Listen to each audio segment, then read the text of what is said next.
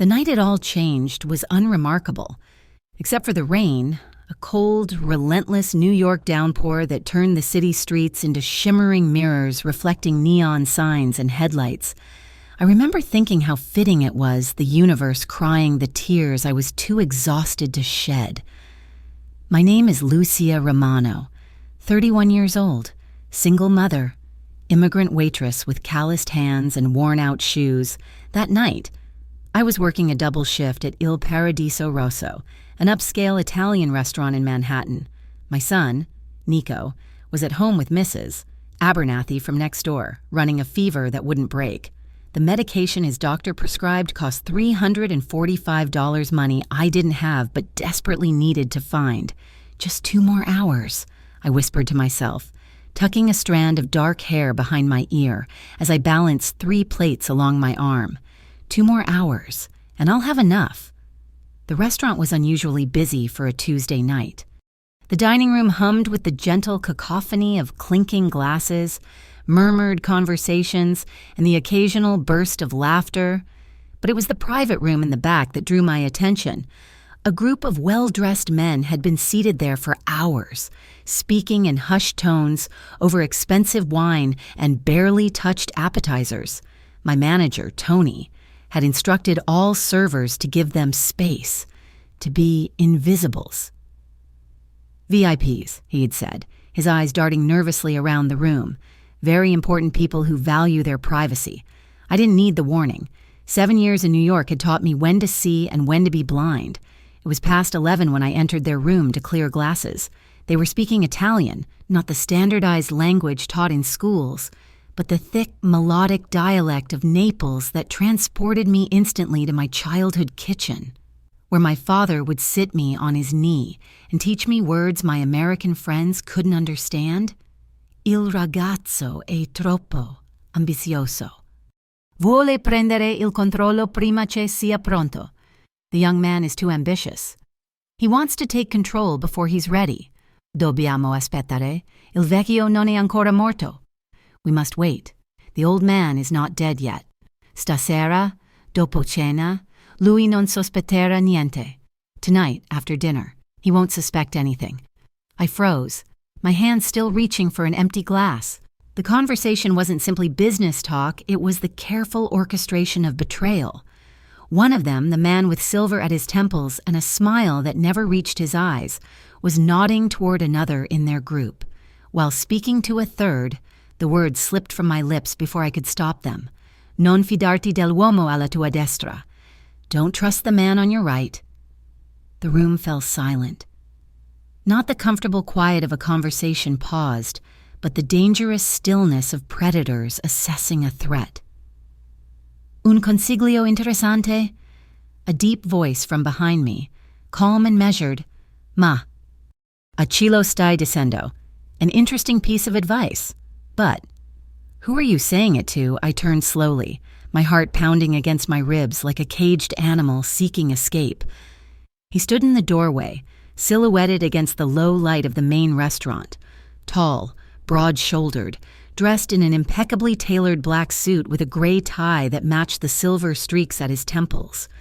His face was all angles and shadows, high cheekbones, straight nose, a jawline sharp enough to cut glass, but it was his eyes that held me in place, dark, intelligent, and completely unreadable. I recognized him immediately, though we'd never met.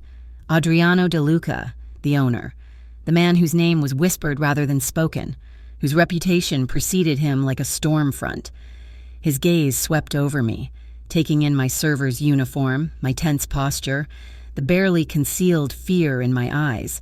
He didn't raise his voice when he spoke again. He didn't need to. Non ho bisogno di alzare la voce per essere ascoltato. I don't need to raise my voice to be heard. With a slight nod toward the door, 2 men in dark suits appeared, locking it from the inside. My stomach dropped. The room suddenly seemed airless, as though all oxygen had been sucked out in that single gesture. Don't let her leave, he said in English, his accent adding weight to each word. I want to talk. The men at the table exchanged glances, some concerned, others calculating. The man with the silver hair looked directly at me. His eyes narrowed in suspicion. Adriano gestured toward an empty chair. "Sit." It wasn't a request. I sat. He moved to a small bar in the corner of the room, his movements unhurried, precise. I watched as he selected 2 glasses and a bottle of amber liquid, pouring a finger's worth into each. He placed one in front of me, then took the seat opposite. "Parli Italiano molto bene." "You speak Italian very well." His voice was smooth, rich like aged bourbon. "Dove la hai imparato e perché conosci I codici della mia famiglia?" Where did you learn it, and why do you know my family's codes? My hands trembled as I gripped the edge of the table. "I don't know any codes," I said, switching to English. "My father was Italian, from Naples. He taught me." Adriano took a slow sip from his glass, his eyes never leaving mine. "Your father," he repeated, rolling the words over his tongue like he was tasting them. "And what did your father do?" "He was a driver for an Italian family in New York." I swallowed hard, fighting to keep my voice steady. "He disappeared 15 years ago." Something flickered across Adriano's face, too quick to identify.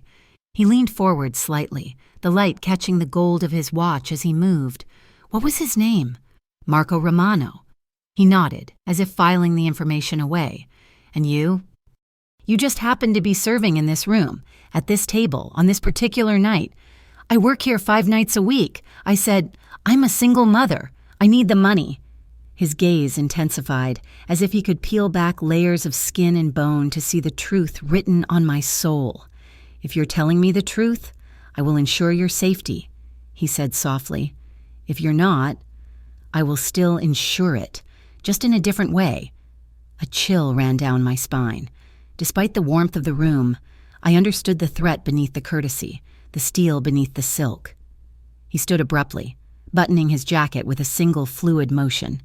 "Take her to the penthouse," he instructed one of the men by the door. "I need to know who she is." As I was escorted out, I caught one last glimpse of him standing with his back to me, silhouetted against the warm amber light, his voice a low murmur as he spoke to the men at the table. "I want everything. Her history, her connections, her debts, everything." In that moment, with the rain still drumming against the windows and my son's face in my mind, I realized my life as I knew it was over. I had inadvertently stepped into a world governed by different rules, different codes, a world where a single misplaced word could mean life or death, and Adriano De Luca held the power to decide which it would be. The penthouse was unlike anything I had ever seen. Floor-to-ceiling windows revealed a Manhattan skyline glittering against the night, the rain creating a watery veil between this rarefied air and the city below. Crystal chandeliers cast soft light over Italian marble floors, custom furniture, and artwork that even I, with my limited knowledge, could tell was worth more than I would earn in several lifetimes. I was led to a bedroom larger than my entire apartment, with a king-sized bed draped in what felt like cloud-soft Egyptian cotton when I hesitantly ran my fingers across it. "Mr. De Luca has instructed that you are to be comfortable." "Why?" said a woman in her 50s with silver hair pulled into a tight bun. She introduced herself as Margarita, the housekeeper. "There are clothes in the closet. If you need anything, use the house phone by the bed." Before she left, she paused at the door. "And Miss Romano?" Her expression softened slightly. "No one is to make you afraid." Those were his exact words. I wasn't sure if that was meant to be comforting. It wasn't. After she left, I sank onto the edge of the bed, my legs finally giving way. My thoughts raced to Nico, my sweet, fever-stricken 6-year-old with his father's curls and my stubborn chin. Mrs. Abernathy was only supposed to watch him until midnight. What would she think when I didn't return? Would she call the police? And what would happen to Nico if she did? A soft knock at the door interrupted my spiraling thoughts. Adriano entered without waiting for a response. He had removed his jacket and tie, and the top buttons of his crisp white shirt were undone, revealing a glimpse of tanned skin. He looked less like a businessman and more like a predator at ease in his territory. "Your son," he said without preamble. "You're worried about him." It wasn't a question. I nodded, unable to find my voice. He held out a sleek black phone. Call whoever is watching him. Tell them you're working late and staying with a friend. Tell them you'll be home tomorrow." "And will I?" I asked, finding courage in my maternal concern. A ghost of a smile touched his lips. "That depends entirely on you, Lucia." He knew my name. Of course he did. I took the phone with trembling fingers and dialed Mrs. Abernathy's number. She answered on the third ring, her voice thick with sleep. "It's Lucia," I said, forcing a brightness into my tone that I was far from feeling. "I'm so sorry about the time. The restaurant got slammed, and then a friend offered me a place to stay nearby." "Yes, I know it's late. How's Nico's fever?" As I spoke, Adriano moved to the window, his back to me, hands clasped behind him, the posture of a man used to observing rather than being observed. "Could you possibly keep him until tomorrow afternoon? I'll pay extra." "Of course." "Yes, I have the medication. I'll bring it when I come home." A lie. The prescription was still at the pharmacy, waiting for money I didn't have. When I hung up, Adriano turned. "Your son is sick," he stated. I nodded. "What does he need?" The question caught me off guard. "Excuse me." "The medication, what is it?" I hesitated, unsure of his intentions. "An antibiotic. For pneumonia. The insurance wouldn't cover the full cost." He pulled out his own phone, tapped a few times, and held it to his ear. "Antonio, I need a prescription filled and delivered. Yes, now." He looked at me expectantly. "Amoxicillin with clavulanic acid," I said softly, "under the name Nicholas Romano, at the CVS on 84th and Broadway." He repeated the information, added instructions to have it delivered to Mrs. Abernathy's address, then ended the call without another word. "Why?" I asked, confusion momentarily overriding fear. Adriano studied me, his expression unreadable. "I'm not a monster. Lucia, I don't punish children for the actions of their parents." He moved toward the door. "Get some rest. We'll talk more in the morning." "Am I a prisoner?" The question escaped before I could stop it. He paused, one hand on the doorknob. "If I wanted to imprison you, you wouldn't be in a suite with a view." His voice remained calm, measured. "You're a guest under observation. There's a distinction. And if I try to leave..." He turned to face me fully, and for the first time, I saw something like weariness in his eyes. "I'm not holding you against your will. I'm simply advising you that leaving would be unwise, not because of what I might do, but because of what others definitely will." With that cryptic statement, he left, the door closing with a soft click behind him. I spent hours pacing the room, alternating between fear, anger, and confusion. Eventually, exhaustion won out, and I crawled beneath the luxurious covers. Fully clothed, I dreamed of my father that night, of his hands, calloused but gentle, teaching me to form Italian words, of his voice, warm and rich, telling me stories of Naples and the sea, of the day he left for work and never returned, leaving behind a void that echoed with unanswered questions. And in the dream, he whispered a warning. "Alcuni segreti sono meglio sepolti." Some secrets are better buried. I woke to sunlight streaming through windows I'd forgotten to cover. Momentarily disoriented by the unfamiliar surroundings, it took several seconds to remember where I was and why. A soft knock announced Margarita's arrival with a breakfast tray. "Mr. DeLuca asks if you would join him for lunch at 1, she said, placing the tray on a small table by the window. "He thought you might appreciate the morning to rest." On the tray was not only breakfast, fresh fruit, pastries, Italian coffee, but also a small rectangular box. Inside, I found a brand new smartphone, already activated and loaded with a single contact Adriano. There was also a text message waiting. "Your son received his medication at 2 a.m. His fever broke an hour later. Mrs. Abernathy says he's asking for you. You can video call him using this phone." My heart twisted with a confusing mix of gratitude and suspicion. I immediately called the number for Mrs. Abernathy's landline, and moments later, Nico's face appeared on the screen, his cheeks still flushed but his eyes brighter than they had been in days. "Mama," he exclaimed, "where are you, Mrs.? A says you're having a sleepover with a friend." I forced a smile. "That's right, mijo. Mama had to work very late, and a friend let me stay at their house. How are you feeling? Better. A nice man brought medicine last night. He had a fancy car and gave Mrs. money for pizza today. My breath caught. A man came, Mrs.? Abernathy's face appeared in the frame. Such a polite gentleman. Lucia said he worked for your boss. Brought the medicine right to the door and even included an envelope with cash for food and, well, my trouble, she lowered her voice. Is everything okay, dear? This is all very unusual. Everything's fine. I lied smoothly. My boss is just very generous sometimes. Thank you for taking care of Nico. After promising to be home soon, I ended the call and sat in silence, contemplating my situation. Adriano De Luca had provided medicine for my son, money for his care, and a means for me to communicate with him. These were not the actions of someone intending harm, but they were the actions of someone buying compliance, loyalty, even. At precisely 1 o'clock, Margarita returned to escort me to lunch. I had showered and changed into clothes found in the closet, simple, elegant pieces that somehow fit perfectly. I didn't want to think about how Adriano had acquired that information. He was waiting in a dining room dominated by a mahogany table that could seat 20, but was set for only 2. Sunlight spilled through French doors leading to a terrace garden incongruously lush for a Manhattan high-rise. Adriano rose when I entered, the gesture so naturally courteous it momentarily disarmed me. He wore a light gray suit today, the fabric catching the light as he moved to pull out my chair. You slept well, I hope, he asked, retaking his seat, as well as one can while being held captive. I replied, unable to keep the edge from my voice despite his courtesy. A flicker of something amusement respect crossed his features. I've already explained that you're not captive. You're protected.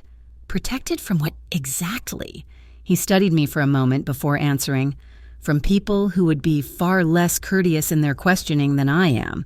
Before I could respond, servers appeared with the first course, a delicate seafood antipasto that reminded me painfully of Sunday dinners from my childhood.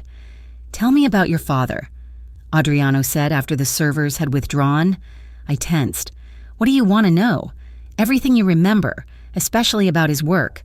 So I told him about the proud, quiet man who had immigrated from Naples with dreams of a better life, how he had worked as a driver for a wealthy Italian family in New York, how he would come home smelling of leather and cigars, sometimes with envelopes of cash that kept us comfortable but never extravagant. He never told me who he worked for, I admitted, just that they were important people who valued loyalty above all else. And then one day, he went to work and never came home. And your mother? A different kind of pain constricted my chest. She died when I was 22. Cancer. She spent years searching for my father, hiring private investigators she couldn't afford. She never gave up hope. Adriano was silent for a long moment, his dark eyes assessing me with an intensity that made me want to look away. But I held his gaze, refusing to show more weakness than I already had. You truly don't know, do you?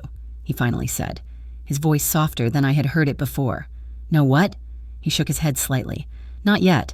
I need to be sure. He took a sip of wine, then changed the subject. Your son, Nicholas. His father is not in the picture. The abrupt pivot caught me off guard. No, he left before Nico was born. And does he provide support? Financial no. I haven't heard from him in nearly 7 years. Adriano nodded, as if confirming something to himself. 48 hours, he said. What? I need 48 hours to verify your story and ensure your safety. During that time, I ask that you remain here. And after that, he met my eyes directly. After that, we will discuss what comes next. My son will join you here tomorrow, if you wish. He must have seen the surprise on my face because he continued.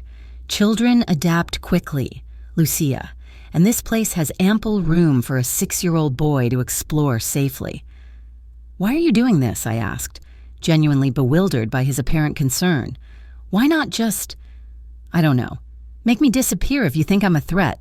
Something dark passed over his features, gone so quickly I might have imagined it, because I am not what people think I am, he said quietly. and because there are questions about your father that have gone unanswered for too long." The meal concluded with a tension-filled silence, neither of us willing to reveal more than we already had. As I stood to leave, Adriano spoke again. "I'm not holding you here, Lucia, but I am asking you to stay." I paused, considering his words. "And if I refuse, then the door is open." His voice remained calm, but his eyes hardened. "But outside it, there are men who believe you heard things you shouldn't have, men who don't share my patience." It wasn't a threat so much as a statement of fact, delivered with the dispassionate clarity of someone simply describing reality.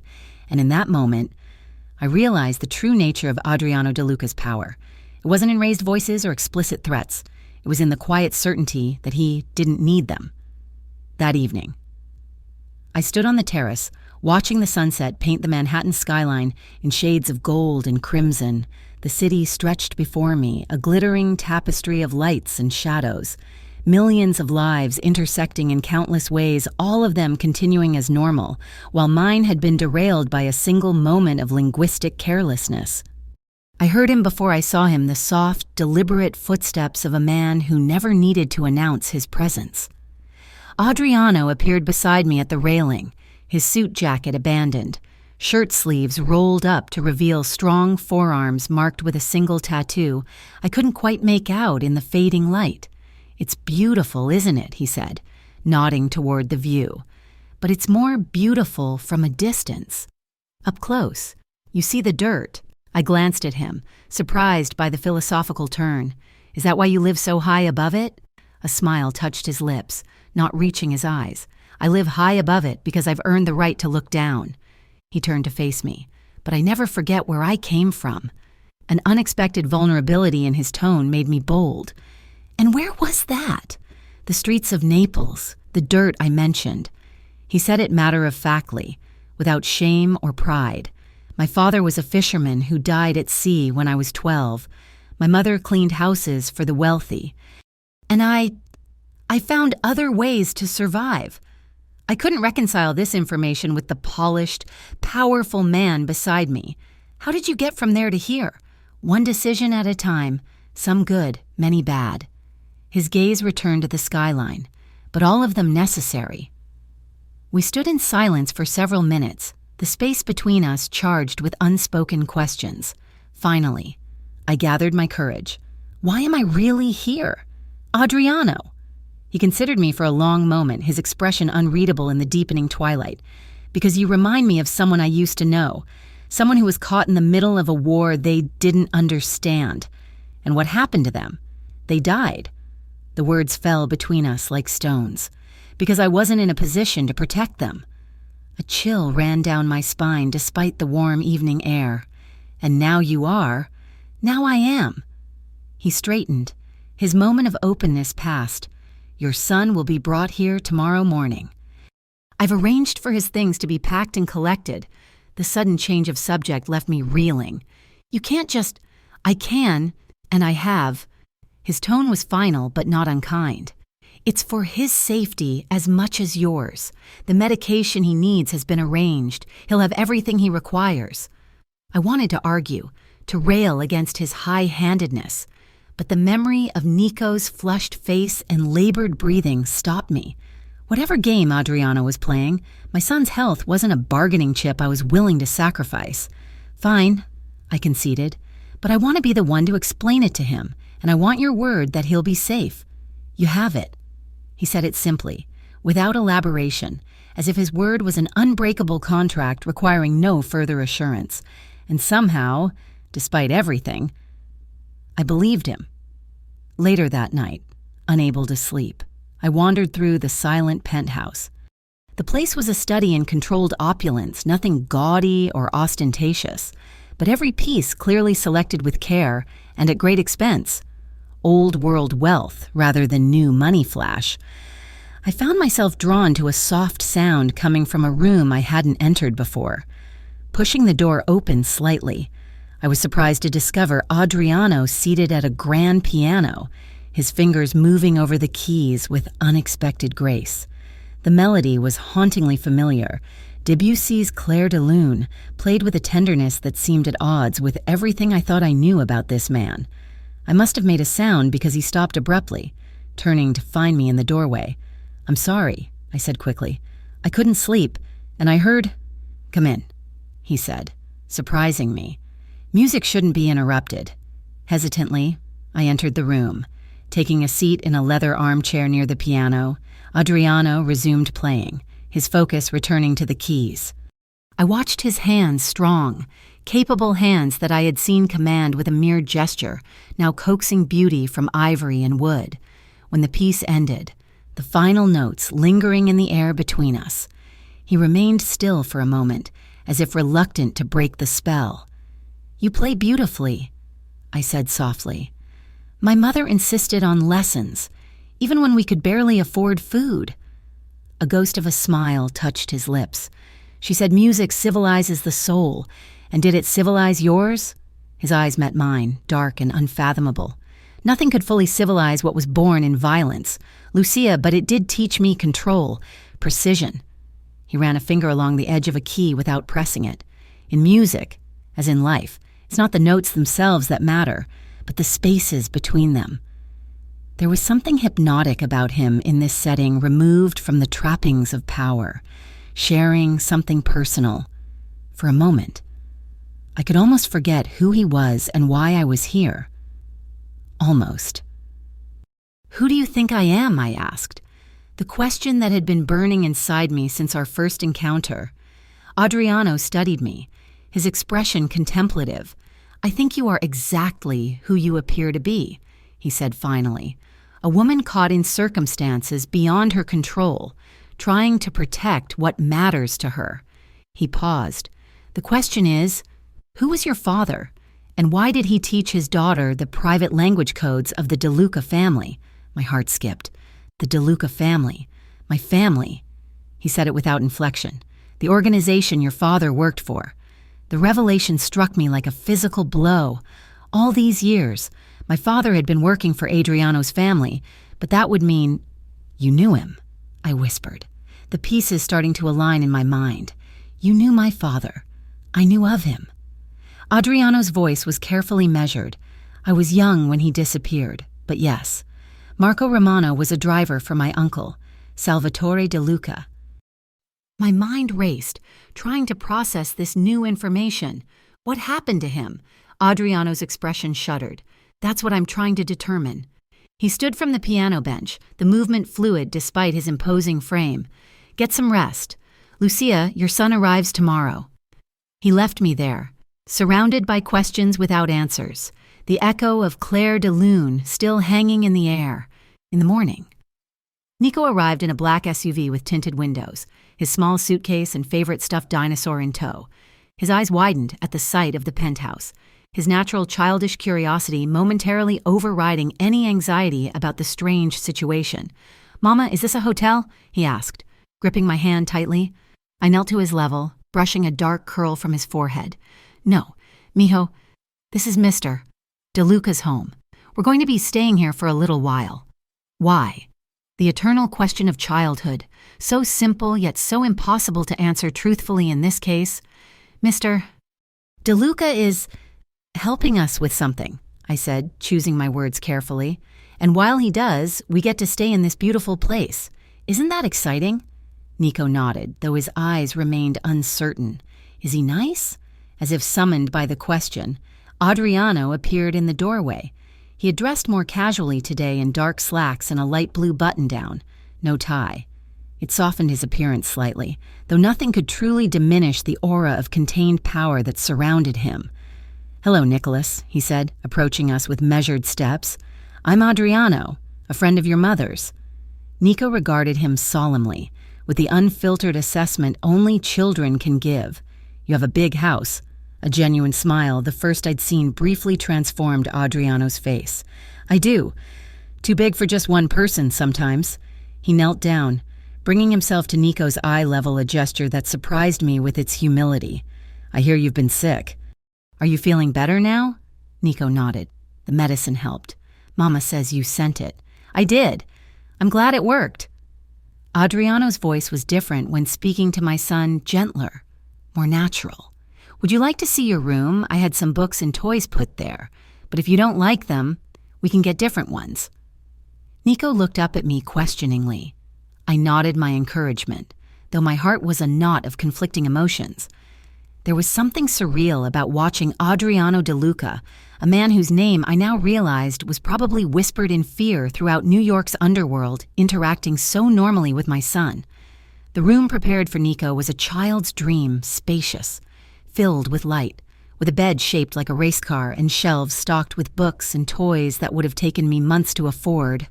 A small desk in the corner held art supplies, and a state-of-the-art gaming system was connected to a modestly sized television. "This is all for me?" Nico asked, his voice hushed with awe. "All for you," Adriano confirmed.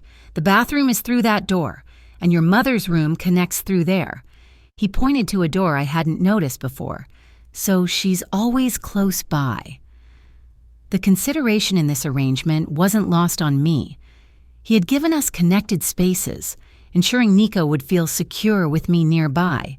It was thoughtful in a way I hadn't expected. "Thank you," I said quietly when Nico was distracted by examining his new treasures. Adriano simply nodded. "Children shouldn't suffer for adult complications," he said, his voice low enough that only I could hear. "I'd like to speak with you later, when he's settled." I agreed, and he left us to unpack and explore. Nico, resilient as only children can be, adapted to our new surroundings with remarkable ease. By afternoon, he was happily playing with Lego sets more elaborate than any he'd owned before, his illness seemingly forgotten in the excitement of new surroundings.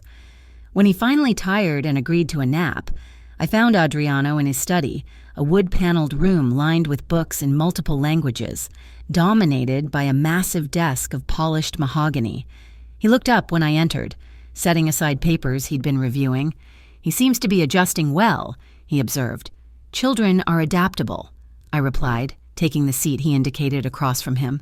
"But that doesn't make this situation right. Few situations in life are truly right.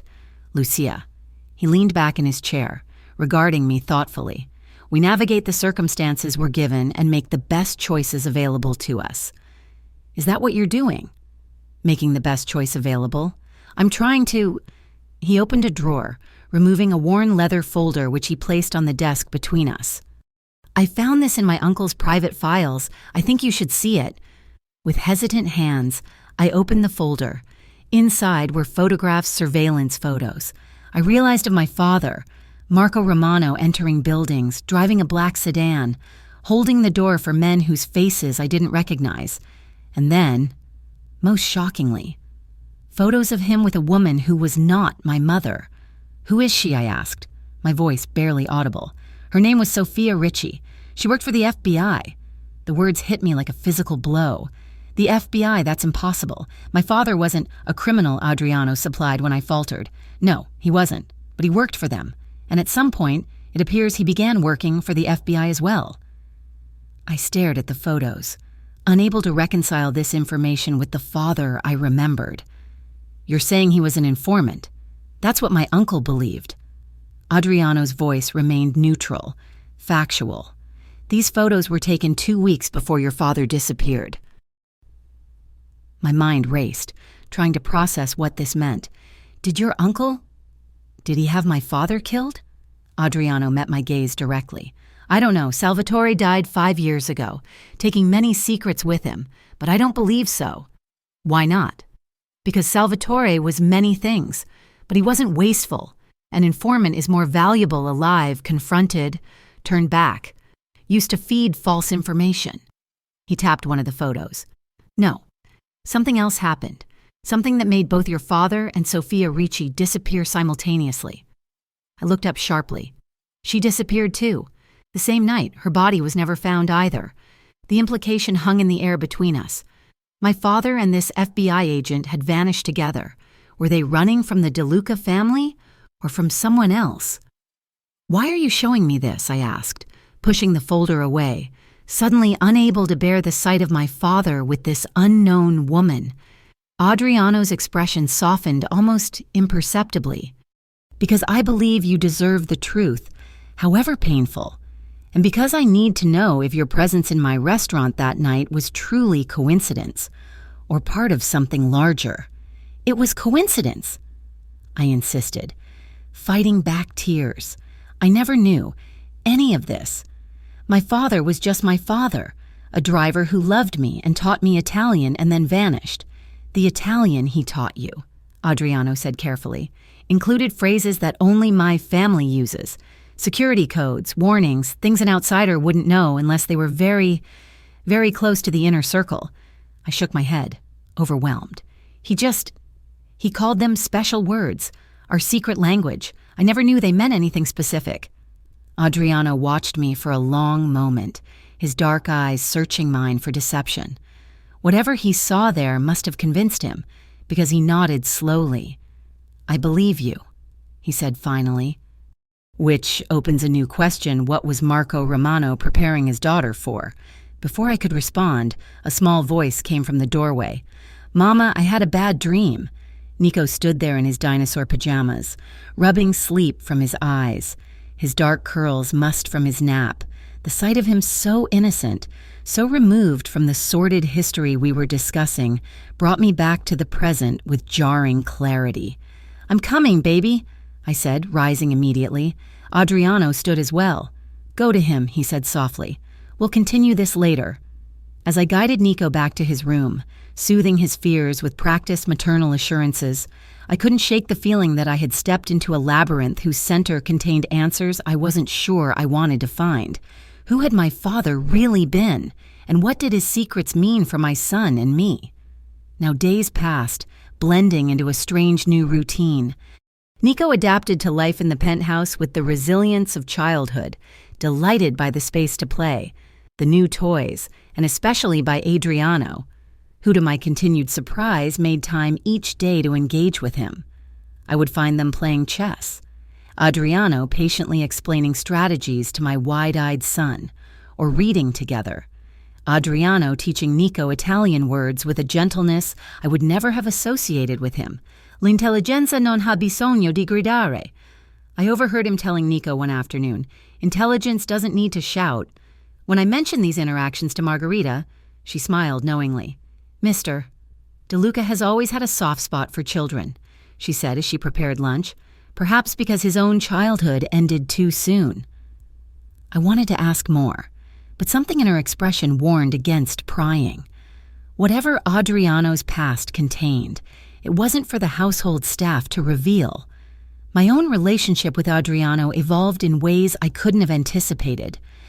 The initial fear gave way to a cautious respect, then to something more complex.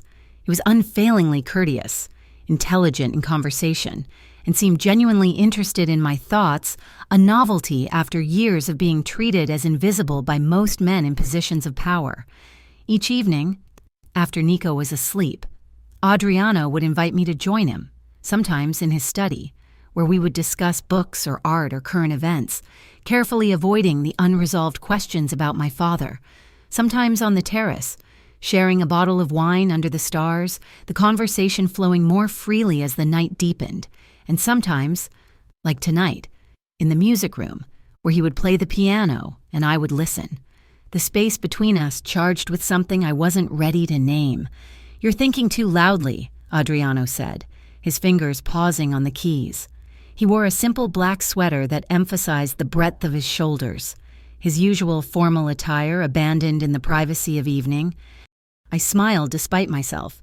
Is that possible? With you, absolutely. He turned on the bench to face me. Your thoughts practically echo. I was thinking about my father, I admitted, and about you. His expression grew more attentive. What about me?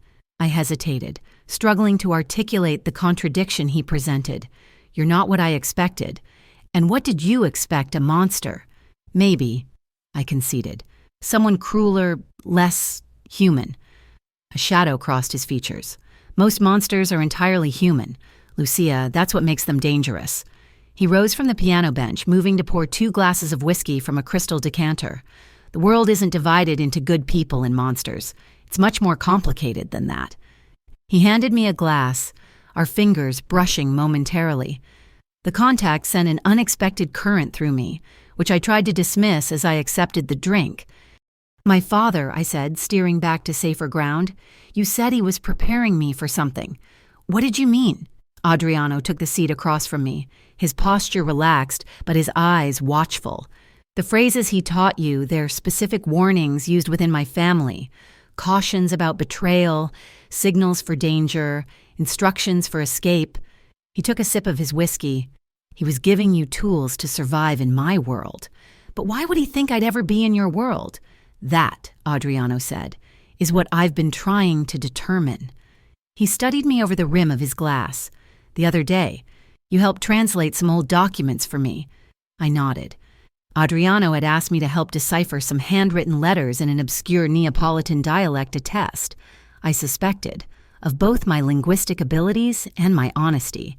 "What you may not have realized is that those documents mentioned your mother." I straightened in my chair. "My mother? But that's impossible." "Ah, not your adoptive mother," Adriano clarified. "Your birth mother." The words didn't make sense at first. "My birth mother I don't understand." Adriano set his glass down, his expression somber. "Sofia Ricci wasn't just an FBI agent working with your father, Lucia. According to those documents, she was your biological mother." The room seemed to tilt, the floor unsteady beneath me. "That's not possible," I whispered. "My mother was Elena Romano. She raised me from birth." "Elena Romano was your father's wife. Yes, and she raised you as her own." His voice was gentle but insistent. "But she was not the woman who gave birth to you." "How can you know this?" My voice had risen, hands gripping the arms of my chair. "Because Sofia Ricci was my cousin, and her relationship with your father was documented extensively by my uncle's security team. The revelation hit me like a physical blow. Your cousin, I can't." Adriano moved to kneel before me, taking my trembling hands in his. "Breathe. Lucia, just breathe." I focused on his hands holding mine strong, warm, anchoring me as the world I thought I knew crumbled around me. "If what you're saying is true," I managed finally, "then who am I? Why would they hide this from me?" "To protect you." Adriano's voice was soft but certain. "Sofia was deep undercover in the FBI, assigned to infiltrate the De Luca family. But somewhere along the way, she fell in love with your father. When she became pregnant, they knew the child you would be in danger from both sides. The FBI would see you as a compromise to their operation, and my uncle would see you as leverage against a potential informant. So they—" "What pretended Elena was my mother?" Adriano nodded. "Marco and Elena had been unable to have children. She agreed to raise you as her own, to give you a normal life away from all of this." He gestured vaguely, encompassing the world of crime and secrets I had unwittingly been born into, and my real mother, Sofia. I could barely speak her name, this woman who was suddenly part of my history. She continued her undercover work. The plan, as best I can determine, was for her to complete her mission and then disappear with you and Marco new identities, new lives, somewhere far from New York and the De Luca family. But they disappeared before that could happen, I said, the pieces falling into terrible place, and not together. Adriano's expression darkened. "No, not together." He released my hands and stood, moving back to his own chair. "What I'm about to tell you, it may be difficult to hear." "I need to know," I insisted. "All of it." He nodded, accepting my decision. "The night they disappeared, there was an operation planned, a major FBI raid on one of my uncle's warehouses. But someone tipped Salvatore off. There was an ambush waiting for the agents." A cold dread settled in my stomach. My mother Sofia, was she there? She was supposed to be, but she never arrived at the rendezvous point. Neither did your father. Adriano took a long breath. "What we know for certain is that they were both seen entering an abandoned building in Queens earlier that evening. Neither was ever seen leaving. When FBI agents searched the building the next day, they found signs of a struggle and blood matching both their types, but no bodies. They were killed," I whispered. the reality of it washing over me in a wave of grief for parents I had never truly known. That's the official theory, Adriano agreed, but there's no proof, and in my world, Lucia, we don't believe in anything without proof. I looked up, catching something in his tone.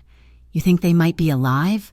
I think, he said carefully, that if someone wanted to eliminate a problem permanently, they would ensure bodies were found. Missing people raise questions. Dead people, close cases. Hope and confusion warred within me. But if they're alive, where have they been all these years? Why wouldn't they contact me? That's what I've been trying to discover since the moment you spoke those coded words in my restaurant. His eyes held mine, intense and unwavering, because the only people who knew those specific phrases were my uncle, your parents, and whoever arranged their disappearance. The implication hung heavy in the air between us. If my inadvertent use of those phrases had caught Adriano's attention, it might have alerted others as well, others who had reasons to ensure certain secrets remained buried. Am I in danger, I asked, though I already knew the answer. Yes, Adriano said simply, but not from me. I believed him. Despite everything, despite the rational part of my mind screaming caution, I believed him. And Nico will be protected with my life. The vow was spoken with such quiet certainty that it left no room for doubt. No child will suffer for the sins of this family again. Not while I draw breath. There was a story there, a personal pain behind his words, but I didn't press. Instead, I asked the question that had been forming since this conversation began. Why are you doing this? Adriano, why help me uncover all of this? I'm nothing to you. Something flickered in his eyes, an emotion I couldn't name, there and gone too quickly. Because 20 years ago, I made a promise to Sophia, my cousin, your mother. I promised that if she ever disappeared, I would find her, or failing that, I would protect what she loved most. His gaze held mine. I was 15 when I made that promise, too young to fulfill it then, but I am not too young now. The revelation of this connection between us, this thread stretching back through decades, left me speechless. Adriano De Luca had been searching for answers about my parents for far longer than I had known him, and now, through some twist of fate or coincidence, I had walked into his restaurant and spoken words that set these revelations in motion. What happens now? I asked finally, my voice steady despite the turmoil inside. Adriano leaned forward, his expression intensifying. Now we find the truth, together, because whoever arranged your parents' disappearance is still out there, and they know you're with me. Before I could respond, a deafening explosion shattered the night, the shockwave throwing me from my chair as the penthouse windows blew inward in a shower of glass and flame, ears ringing, vision blurred. I struggled to orient myself amidst chaos.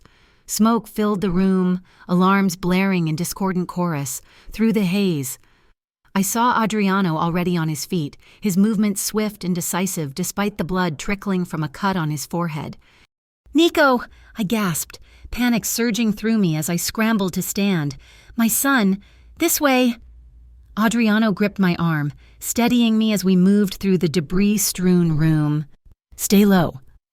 The hallway was less damaged, though emergency lights cast everything in an eerie red glow. We reached Nico's room to find Margarita already there, the older woman kneeling beside my son's bed, speaking to him in soothing Italian as she helped him put on shoes and a jacket. "Mama," Nico cried when he saw me, launching himself into my arms. I held him tightly, relief making my knees weak. "Are you hurt?" I pulled back to examine him, hands trembling as they searched for injuries. "I'm okay," he said, his voice small and frightened. "What happened? Was it thunder?"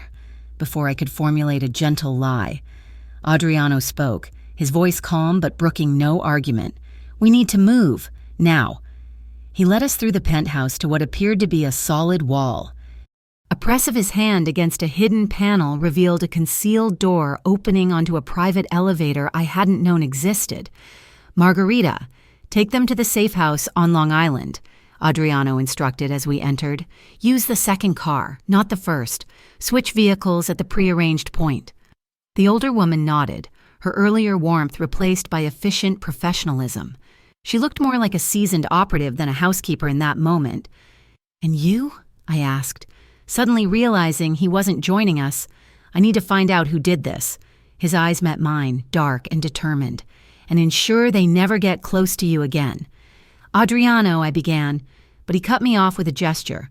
"I'll join you when it's safe." His gaze softened as it moved to Nico, who was watching him with wide, frightened eyes. He knelt to my son's level. "Hey, Campione, I need you to be brave for your mother." "Okay, can you do that for me?" Nico nodded solemnly, his small hand finding mine and squeezing tight. Adriano reached out, his large hand gentle as it rested briefly on Nico's head. "That's my boy." Then he turned to me, and before I could react, he cupped my face in his hands and pressed his lips to my forehead, not a kiss of passion, but a gesture of protection, of promise. "Trust Margarita," he murmured against my skin. "She'll keep you safe until I come." The elevator doors closed on his resolute figure, separating us as the car began its silent descent. The safe house was a modest waterfront property on Long Island's North Shore, secluded by trees and an electronic gate, simple but secure, with reinforced doors and windows, surveillance cameras, and, as Margarita informed me, a panic room in the basement if needed. Nico, exhausted by fear and the late hour, fell asleep quickly in one of the bedrooms. I sat beside his bed for a long time, watching the gentle rise and fall of his chest, grateful beyond words that he was unharmed. When I finally emerged, I found Margarita in the kitchen, preparing tea with the same efficient calm she brought to all tasks. "You're not really a housekeeper, are you?" I asked, accepting the steaming mug she offered. A smile touched her lips. "I keep house, but yes, my duties extend somewhat beyond that." Her Italian accent, usually soft and melodic, now carried a harder edge. "I have worked for the De Luca family for 30 years, for Salvatore, and now for Adriano." "As what?" "Exactly. As whatever is needed." She sipped her tea, regarding me over the rim of her cup. "Sometimes that means cooking meals. Sometimes it means ensuring the safety of valued guests. Are we guests or prisoners?" Her expression softened. "If you were prisoners, Miss Romano, you would not be asking that question. You would be in a cell, not a safe house with ocean views." She wasn't wrong. Whatever the situation was, it wasn't captivity in any traditional sense. "How long have you known?" I asked. "About my parents. I mean—" Margarita set her cup down carefully. "I knew Sophia. She was a beautiful woman. Strong, clever, you have her eyes." She regarded me thoughtfully. "When you first spoke in the restaurant, I recognized something in you immediately, a certain resilience, the same quality she had. Did you know they were planning to run to take me away?" "No, that I learned only recently, when Adriano began his investigation." Her gaze turned distant. "Salvatore was not a gentleman, not like Adriano. If he had discovered Sophia's true purpose, or her relationship with your father—" She let the sentence hang unfinished.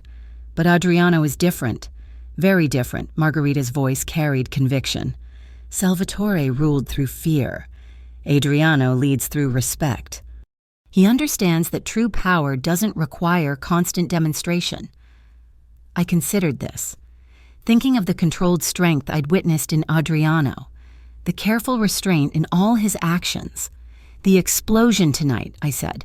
"Who would do that? Who would be bold enough to attack him directly? There are always rivals, always those who mistake civilization for weakness." She looked troubled. "But an attack of this nature? It suggests desperation, someone who fears what Adriano might discover." "About my parents? Perhaps." She rose, gathering our cups. "Get some rest, Miss Romano. The coming days may require all your strength." Sleep proved elusive despite my exhaustion. I lay awake, mind racing with questions and fears. Who had orchestrated the attack? Was Adriano safe?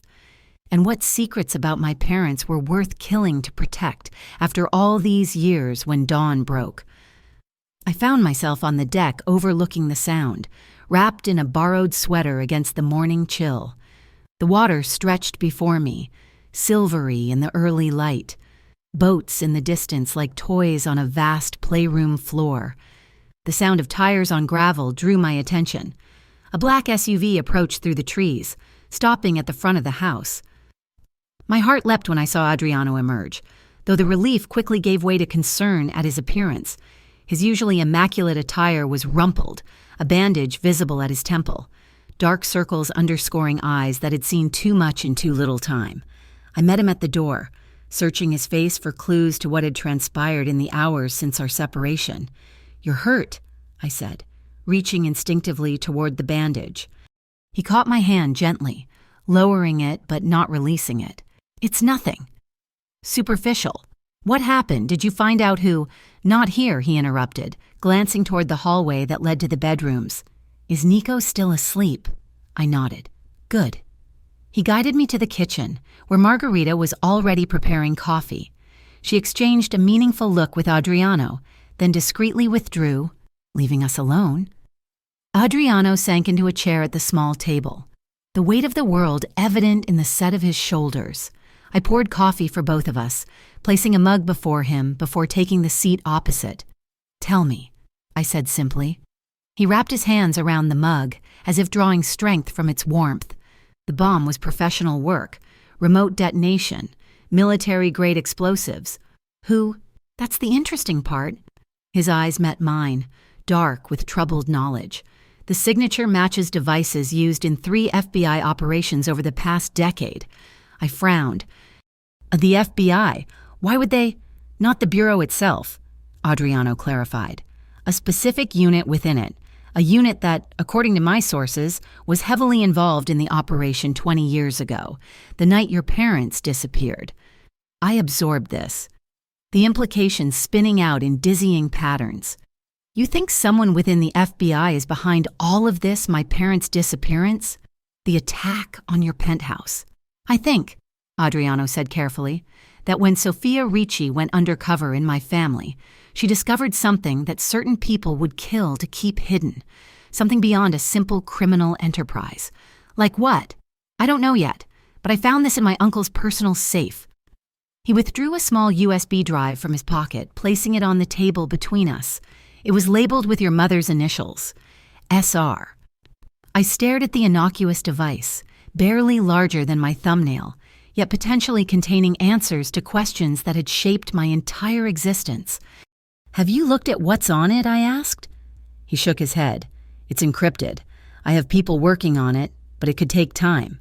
And if it contains evidence that the FBI or people within it were involved in something illegal, then we need to be very careful about who we trust." Adriano's expression hardened. "The attack last night wasn't meant to kill us, at least. Not primarily. It was meant to destroy evidence. The explosion centered on my office, where the files about your parents were kept." A chill ran through me. "They're trying to erase the past. Yes, but they're 20 years too late." His gaze held mine, intense and unwavering. "I made copies. I've been investigating your parents' disappearance for longer than they realize." "Why?" The question escaped before I could stop it, the same one I'd asked the night before, still seeking an answer that made sense of his involvement in my life. Adriano was silent for a long moment, his expression shifting into something more vulnerable than I'd seen before. "Because Sophia saved my life once," he finally said, voice low with memory. "I was 15, stupid, trying to prove myself in ways that would have destroyed me. She intervened, showed me another path." His fingers tightened around the mug. "I owe her a debt I can never repay, but I can try by protecting her daughter." The revelation settled between us, adding yet another layer to the complex tapestry of connections binding our lives together. "What now?" I asked, trying to focus on the immediate future rather than the overwhelming past. "Now we move. This location isn't secure long-term." He glanced around, assessing. "I have a property upstate, more remote, better protected. We'll leave tonight, after dark. For how long Nico should be in school? He needs stability. Lucia." Adriano's voice was gentle but firm. "These people just detonated a bomb in a Manhattan penthouse. They're not going to stop because your son has homework." His expression softened at whatever he saw in my face. "I promise. Once we're secure, we'll establish routines, normalcy. But right now, Safety has to come first. I knew he was right. But the reality of our situation of Nico's childhood being derailed by dangers he couldn't understand weighed heavily. He likes you, you know, I said softly. Nico, he's never had a father figure. His own father left before he was born. Something flickered in Adriano's eyes, surprise, perhaps, or a deeper emotion I couldn't name. He's a remarkable boy, he said. Smart, observant, like his mother. The compliment warmed me unexpectedly. Thank you. For protecting him. For protecting us both. It's not charity, Lucia. It's obligation to Sophia, to the past. He hesitated, then added, and to you. The way he looked at me then intense, direct, with a warmth that had nothing to do with duty or obligation sent a flutter through my chest that I wasn't prepared for. In the midst of danger and uncertainty, in the chaos of revelations about my own identity, I was developing feelings for Adriano De Luca that complicated everything. And judging by the way his gaze lingered on mine, I wasn't alone in that complication. The moment was broken by the sound of small feet in the hallway. Nico appeared, rumpled from sleep, clutching his stuffed dinosaur. Adriano, he exclaimed, his face lighting up at the sight of the man. You came back. Adriano's expression transformed, softening in a way that still surprised me. I promised I would, didn't I? And men keep their promises. Nico nodded solemnly, accepting this as gospel truth. He climbed onto the chair beside Adriano, leaning against him with the easy trust of childhood. Are the bad noises gone? Yes, Adriano assured him, one large hand coming to rest lightly on Nico's shoulder. The bad noises are gone, but we're going to go on a little adventure, just to be sure they don't come back. Would you like that? A house in the forest, with a lake for swimming? Nico's eyes widened. Like camping. A bit like camping, yes, but with real beds and hot chocolate. My son considered this for all of 2 seconds before breaking into a grin. Can we go fishing? Mama never takes me fishing. Adriano glanced at me, a smile playing at the corners of his mouth. If your mother agrees, I would be honored to teach you. The domesticity of the scene, Adriano and Nico planning fishing trips while I looked on, struck me with its surreal normalcy. How had we come to this, in the space of mere weeks, from strangers connected by danger to something that felt eerily like family? But as I watched them together, my son's innocent excitement, Adriano's gentle patience, I realized that whatever was happening between us had transcended the circumstances of our meeting. Against all odds, in the shadow of violence and secrets, something genuine had taken root. The question was whether it could survive the storm still gathering around us.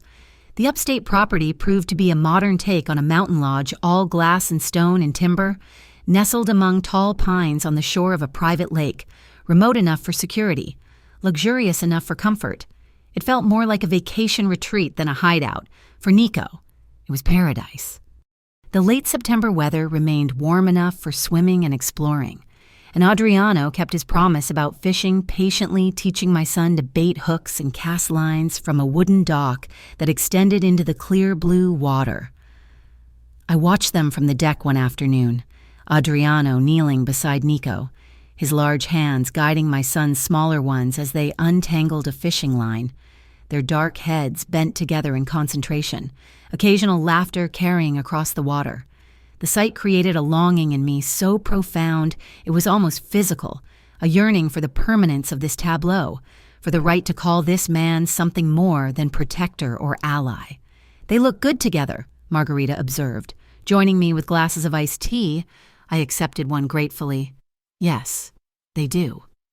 I have never seen him like this, she continued, her gaze thoughtful as she watched Adriano demonstrate a proper cast to my wide-eyed son. More at peace. What was he like before, I asked, curious about the man who had become so central to our lives yet remained in many ways a mystery.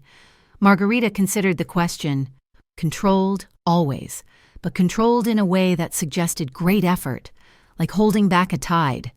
She sipped her tea. Since you and the boy arrived, he is still controlled, but differently. Not holding back, but channeling, directing his power toward protection rather than containment. It was an insightful observation that aligned with changes I'd noticed myself. Adriano still carried himself with the same innate authority, but there was a softening around the edges, a willingness to smile that hadn't been present in our early encounters. "He feels responsible for us," I said, though even as the words left my mouth, I knew they didn't capture the full truth of what was developing. Margarita gave me a knowing look. "Responsibility doesn't make a man's eyes follow a woman the way his follow you, Miss Romano." Heat crept into my cheeks. "It's complicated. Life usually is." She patted my hand. "But sometimes, complications lead to unexpected joys." Before I could respond, my attention was drawn to the dock, where Nico's excited shout announced his first catch, a small sunfish that gleamed like gold in the afternoon light. Adriano stood behind him, hands hovering near but not touching, allowing my son the pride of reeling in his prize alone. The moment captured everything that had changed in our lives, the danger that had brought us here, fading temporarily against the simple joy of a child's accomplishment and a man's quiet pride in witnessing it. Later that evening, after Nico had been tucked into bed with stories of his fishing triumph still on his lips, I found Adriano in his study. Unlike the formal, imposing space in his penthouse, this room was more intimate leather chairs worn to softness, bookshelves filled with volumes that showed signs of actual reading rather than decorative display. He looked up from his laptop as I entered, the blue light of the screen highlighting the angles of his face. "Nico asleep," I nodded, sinking into the chair across from his desk. Finally, he was too excited about his fish to settle down. A smile touched Adriano's lips. He has natural talent, patience, which is rare in someone his age. He gets that from his father, I said without thinking, then winced at the shadow that crossed Adriano's features. The man who abandoned him before birth. His voice held no judgment, only curiosity. I sighed. David wasn't always what he became before the drugs, before he chose that life over us. He could be patient, kind even. Adriano studied me, his expression thoughtful. "You loved him." I thought I did. I looked down at my hands, remembering the naive 24-year-old I'd been. Looking back, I think I loved the idea of him more than the reality, the charming artist with the sad eyes and beautiful words. A rueful smile touched my lips. It turns out charm and poetry don't necessarily translate to responsibility or fidelity. "His loss," Adriano said quietly, "to miss watching his son grow into the boy he's becoming." The sincerity in his voice warmed me. "Thank you. For everything you're doing for Nico, the fishing, the chess lessons. It means more to him than you know. It means more to me than you know," he countered, surprising me with his candor. He closed his laptop, giving me his full attention. "I never expected to have children of my own. My life. It doesn't lend itself to family because of the danger. Partly," his gaze was direct, unflinching, "and partly because of who I've had to become to survive in my world, the things I've done. They don't make me suitable father material." I thought of how gentle he was with Nico, how naturally he had stepped into a paternal role. "I think you're wrong about that." Something vulnerable flashed across his features before he masked it. "There are things about me you don't know, Lucia." "Then tell me," I challenged gently. "Help me understand the man behind the name everyone whispers." For a long moment, I thought he might refuse, might retreat behind the composed facade he presented to the world, but then he rose, moving to a cabinet where he poured 2 glasses of whiskey, handing one to me before taking the seat beside mine rather than returning to his desk. "My father died when I was 12, he began, his voice low but steady. "Drowned when his fishing boat capsized in a storm. My mother had to take on extra cleaning jobs to support us, which meant I was often alone or responsible for my younger sister, Francesca." He paused, taking a sip of his whiskey, the amber liquid catching the light. "Naples wasn't kind to fatherless boys in poor neighborhoods. I was beaten, robbed, humiliated until I learned to fight back, to make myself someone others feared rather than targeted. I could picture it a young Adriano, too thin, too serious, learning survival's harsh lessons on unforgiving streets. By 15, I was running errands for local criminals, nothing major, delivering messages, keeping watch. Then my uncle Salvatore visited from America. A shadow crossed his face. He saw something in me that others missed, not just the anger or the fists, but the mind behind them. He offered to bring me to New York, to educate me, to make me his heir. And your mother agreed. I couldn't imagine sending my child across an ocean into such a life. A flicker of old pain surfaced in his eyes. She had little choice. My sister was sick, leukemia. The treatments were expensive, and Salvatore promised to pay for everything if I came with him. He shrugged, a gesture at odds with the weight of what he described. So I left Italy at 15 to become Salvatore De Luca's apprentice. That's when you met Sofia, I said, connecting the timeline to what he'd told me before. He nodded. She was 25. Beautiful. Sophisticated, everything I wasn't. She worked as an accountant for my uncle, or so we all believed. A ghost of a smile touched his lips. She caught me trying to impress older boys by stealing liquor from my uncle's cabinet. Instead of reporting me, she sat me down and talked to me, really talked, like I mattered, like I was worth saving. I could see it clearly, the troubled teenager and the undercover agent, forming an unlikely bond. She must have seen something special in you.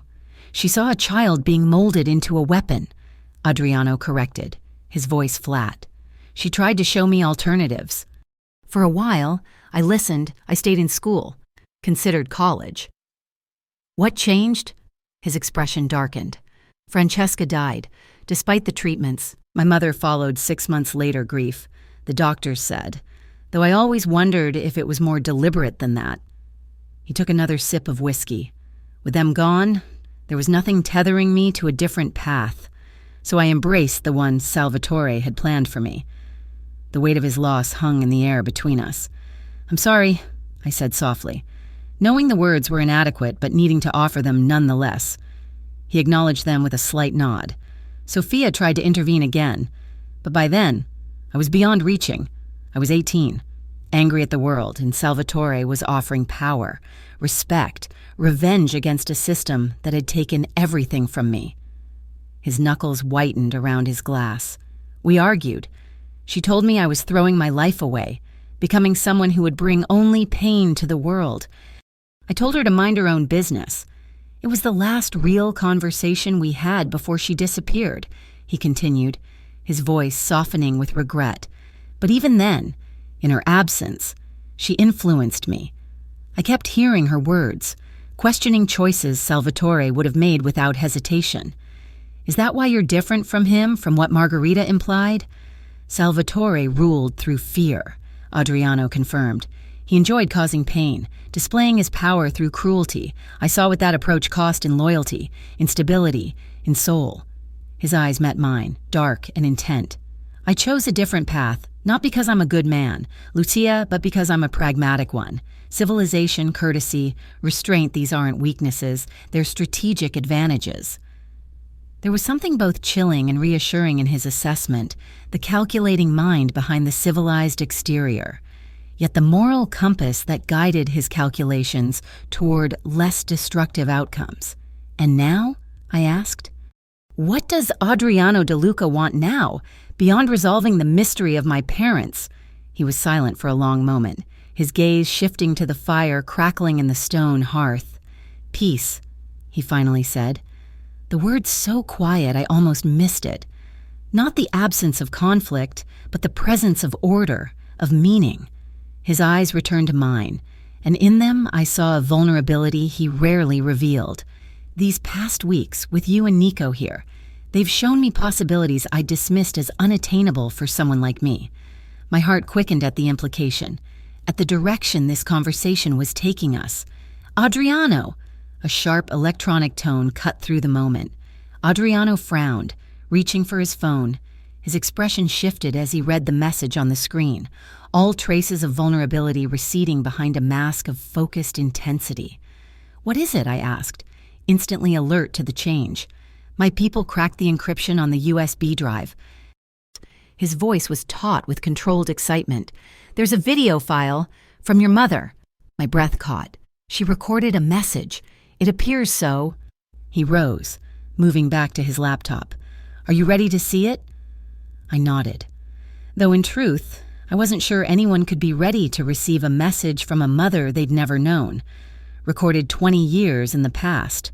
But ready or not, the moment had arrived. Adriano opened his laptop, inserted the USB drive, and clicked on a file. The screen flickered and filled with the image of a woman sitting at a desk in what appeared to be a modest apartment. Dark hair swept back from a face that struck me with its familiarity, not because I recognized her, but because I recognized myself in her features. The same eyes, the same curve of cheek and jaw. Like looking at a preview of my own future. "If you're watching this," she began, her voice steady despite the tension evident in her posture, "then something has gone wrong with our plan. Marco and I were supposed to disappear tonight, new identities, new lives far from New York, but I'm recording this as insurance, in case we are prevented from leaving." She leaned closer to the camera, her intensity palpable even through the decades. "My name is Sofia Ricci. I am an FBI agent who infiltrated the DeLuca crime family 5 years ago. What I discovered goes far beyond organized crime. I found evidence of collusion between high-ranking bureau officials and Salvatore DeLuca, a partnership that has facilitated drug trafficking, money laundering, and murder." I gasped, the implications staggering. Beside me, Adriano had gone perfectly still, his face a study in controlled shock. Sophia continued, her words measured but urgent. "Assistant Director Thomas Whitman is the primary bureau contact. He and Salvatore have been partners for over a decade, using FBI resources to eliminate rivals and protect their operations. I've gathered evidence, financial records, recordings, witness statements documenting their crimes." She paused, taking a deep breath. "If Marco and I disappear tonight, it will be because Whitman discovered I was investigating him. The evidence is contained in this drive, encoded using a key only my daughter will be able to decipher." "My daughter? Me?" My pulse raced as I realized what she was saying. "Lucia," Sophia said, as if speaking directly to me across time. "If you're watching this, you need to know that everything your father taught you, those special Italian phrases, the stories, the songs, they weren't just cultural heritage. They were a code, a key to unlock this information if something happened to us." Tears blurred my vision as I watched my mother's face, heard her speaking my name with such love and purpose. "The complete decryption key is the first line of the lullaby your father sang to you every night, followed by the warning phrase he taught you about trust." She looked directly into the camera, her eyes, my eyes, filled with determination. "Find Adriano DeLuca. Despite his family, despite his uncle, he is a good man. He can help you bring this to light." Adriano's sharp intake of breath beside me matched my own shock. Somehow, 20 years ago, my mother had anticipated this moment, had trusted that Adriano would be the ally I needed. "I'm sorry I couldn't be there to watch you grow up," Sophia continued, her composure finally cracking, a tremor entering her voice. "Know that I loved you from the moment I knew you existed. Everything we've done, the risks, the deceptions, has been to create a world where you could live safely, freely." She wiped away a tear. "Be brave, my daughter. Be smart, and remember that the truth, however painful, is always worth fighting for." The video ended, leaving us in stunned silence. I was dimly aware of tears streaming down my face, of Adriano's hand finding mine in wordless support. "The lullaby," he said finally, his voice rough with emotion. "Do you remember it?" I nodded, the melody playing in my mind as clearly as if my father had sung it yesterday. "Dormi, dormi, bel bambin, redivin, redivin," I whispered. "Sleep, sleep. Beautiful child. Divine king." And the warning phrase, "Non fidarti dell'uomo alla tua destra," the very words I'd spoken in the restaurant that had started all of this. "Don't trust the man on your right." Adriano nodded, turning back to the laptop to enter the combined phrases. The screen flashed, then filled with dozens of files documents, photos, audio recordings. "This is it," he said, his voice tight with restrained excitement. "Everything she collected on Whitman and my uncle." He scrolled quickly through the files, his expression growing grimmer with each passing second. "This goes beyond anything I imagined. Federal judges, politicians, police commissioners, all complicit." "Thomas Whitman," I said, the name tickling something in my memory. "Why is that name familiar?" Adriano looked up sharply. "Because he's currently the deputy director of the FBI, second in command of the entire bureau." The implications were staggering. The very man implicated in my parents' disappearance now sat near the pinnacle of federal law enforcement. "The bomb at your penthouse," I said as understanding dawned. "It wasn't random. Someone must have discovered you were investigating my parents' case." "Someone connected to Whitman," Adriano agreed, "which means he knows about you now, too." Fear gripped me not for myself, but for Nico. "We're not safe, are we? Even here?" Adriano's expression hardened with resolve. "No, but we have something Whitman doesn't know about this evidence, and now we have leverage." He closed the laptop decisively. "We need to move quickly. I have contacts in the Justice Department, people I trust who aren't connected to Whitman." "What about Nico? He can't be part of this." "No, he can't." Adriano ran a hand through his hair, thinking rapidly. "I have a property in Italy, a villa on Lake Como, remote, secure, with staff I've employed for years, no connections to my business in America. You want to send us to Italy?" The prospect was both frightening and strangely appealing distance from danger. A fresh start in my father's homeland. "Not us, you and Nico." His eyes held mine, brooking no argument. "I need to stay here, to see this through, to make sure Whitman and everyone connected to him faces justice." "No." The word escaped me with unexpected force. "I'm not leaving you to face this alone. Lucia, she was my mother," I interrupted, a newfound determination rising within me. "He took her from me before I could know her, took my father, the truth about my own identity. I deserve to be part of ending this."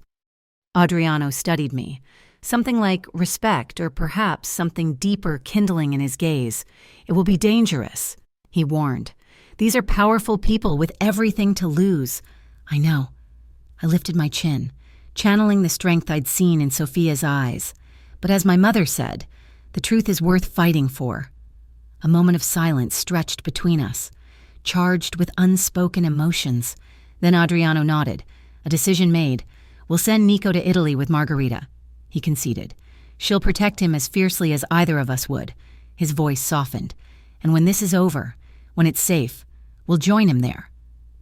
The "we" hung in the air, rich with possibility, not just cooperation for a mission, but the tentative outline of a future beyond it. "When this is over," I echoed, allowing myself to imagine it, the three of us in Italy, safe together. A family forged in fire, but finding peace by the waters of Como. Adriano rose from his chair, moving to stand before me. Slowly, giving me every opportunity to retreat, he raised his hand to my face, fingers gently brushing away the tears I hadn't realized were still falling. "Your mother was right about you," he said softly. "You are brave and smart and worthy of the sacrifices they made." His touch was tender, his eyes dark with an emotion that mirrored what was building in my own heart. Without conscious thought, I leaned into his palm, the simple human contact grounding me amidst the turmoil of revelations and dangers. "Adriano," I whispered, his name a question and an answer both. He leaned forward slowly, deliberately, his lips finding mine in a kiss that began as comfort but quickly deepened into something more urgent. His arms encircled me, drawing me against the solid warmth of his chest as I wound my fingers into the soft fabric of his sweater, anchoring myself to him. In that moment, with the ghost of my mother still present on the screen behind us and the uncertain future looming ahead, we found a different kind of truth between us, one written not in evidence or testimony, but in the language of touch and taste and silent promise. When we finally parted, breathless and dazed, Adriano rested his forehead against mine. "Whatever happens," he murmured, "know that this us is real. Not circumstance, not gratitude, not protection. Something I never expected to find, especially not with you." "Why especially not with me?" I asked, genuinely curious. A smile touched his lips, warm with a tenderness few ever saw. "Because you deserve better than a man with my past, and because from the moment you spoke in my restaurant, defying danger to warn a stranger, I knew you were someone extraordinary." His words warmed me from within, a counterpoint to the chill of fear that had been my constant companion since that fateful night. Whatever lay ahead, whatever dangers Whitman and his conspirators posed, I would face them with Adriano beside me, with the truth of my parents' courage to guide me, and with the hope of reunion with Nico to sustain me. We had evidence, we had determination, and now, against all odds, we had each other. It would have to be enough. Dawn broke cold and gray over the lake, mist rising from the water like ghostly fingers reaching for the shore. I stood at the window of Nico's room, watching him sleep one last time before our separation. His face was peaceful in repose, dark lashes resting against cheeks still rounded with childhood, one arm thrown protectively around his dinosaur. How could I explain to him that his mother was sending him across an ocean without her, that the adventure Adriano had promised was now a journey he would take with Margarita instead of us, that danger necessitated our separation, perhaps for weeks, perhaps longer? "He'll understand more than you think," Adriano said softly from the doorway, as if reading my thoughts. "Children are resilient, especially when they know they are loved." I turned to him, drawing strength from his steady presence. In the pale morning light, with his guard lowered, he looked younger, more vulnerable, the man beneath the carefully constructed armor of Adriano De Luca, crime boss, visible only to me. "I've never been away from him for more than a day," I whispered, my throat tight with emotion. "What if he thinks I'm abandoning him?" Adriano crossed the room to stand beside me, his hand finding the small of my back in a gesture that had already become familiar. Comforting. "We'll video call every day. And Margarita will explain in ways he can understand that you're helping to solve an important mystery, that you'll join him as soon as possible. And if something happens to us, if we don't make it to Italy," his eyes hardened with resolve, "that won't happen. I won't allow it." Despite the gravity of our situation, a small smile touched my lips. "You can't control everything, Adriano, not even you. Watch me try," he murmured, pressing a kiss to my temple before moving to the bed. He knelt beside it, gently touching Nico's shoulder. "Hey, Campione, time to wake up." My son stirred, blinking sleepily up at Adriano with the immediate, unguarded trust that still amazed me. "Is it fishing time?" Adriano smiled, though I could see the effort it cost him. "Not today, buddy. Today is a different kind of adventure. Remember when I told you about Italy, where your grandfather came from?" Nico nodded, sitting up and rubbing his eyes. "With the pizzas and the boats and the funny buildings in the water. That's right, Venice. And today, you and Margarita are going to take a special trip there." My son's eyes widened. "Really, are you and Mama coming too?" "Not right away," Adriano said gently. "Your mother and I have something important to finish here first, but we'll join you very soon." Nico's brow furrowed, the beginning of understanding dawning in his young face. "But why can't you come now?" I moved to the bed, sitting beside him and drawing him into my arms. "Remember how I told you that sometimes grown-ups have to do hard things to keep the people they love safe? This is like that. Adriano and I need to make sure some bad people can't hurt anyone anymore, and then we'll come to Italy and be together again." "Is it the people who made the loud noise at the big house?" Nico asked, his perception sharper than I'd given him credit for. "Yes," Adriano answered honestly. "But you don't need to worry about them. Your job is to go with Margarita, learn some Italian words, and help her find the best gelato places for when we arrive." Nico considered this seriously. "I can do that," he said finally, with a gravity that belied his 6 years. "But you have to promise to come really soon." "We promise." I said, hugging him tightly, inhaling the sweet scent of his hair, committing it to memory to sustain me through the separation ahead, over his head. My eyes met Adriano's, and in that silent exchange, we renewed our determination. We would end this, bring Whitman and his collaborators to justice, secure the future Sophia and Marco had dreamed of for their daughter, and create a new life beyond the shadows of the past. The next hours passed in a blur of preparation. Margarita was efficient as always, ensuring Nico's passport, which I hadn't even known Adriano had secured, and luggage were in order. They would travel on his private jet to avoid the scrutiny of commercial flights, with a security team posing as fellow passengers for additional protection. As the moment of departure neared, I found myself in the lodge's kitchen with Adriano, watching him write a letter by hand at the table. His penmanship was elegant, precise. Another unexpected facet of this complex man. "What are you writing?" I asked, placing a cup of coffee beside him. "Instructions," he replied without looking up. "For Nico, in case things don't go as planned." He paused, his pen hovering over the paper. "And for you." A chill ran through me. "Adriano, it's just precaution, Lucia." He signed the letter with a flourish, then folded it carefully before sealing it in an envelope. In my world, one plans for all contingencies, even those we don't expect to face. He handed me the envelope.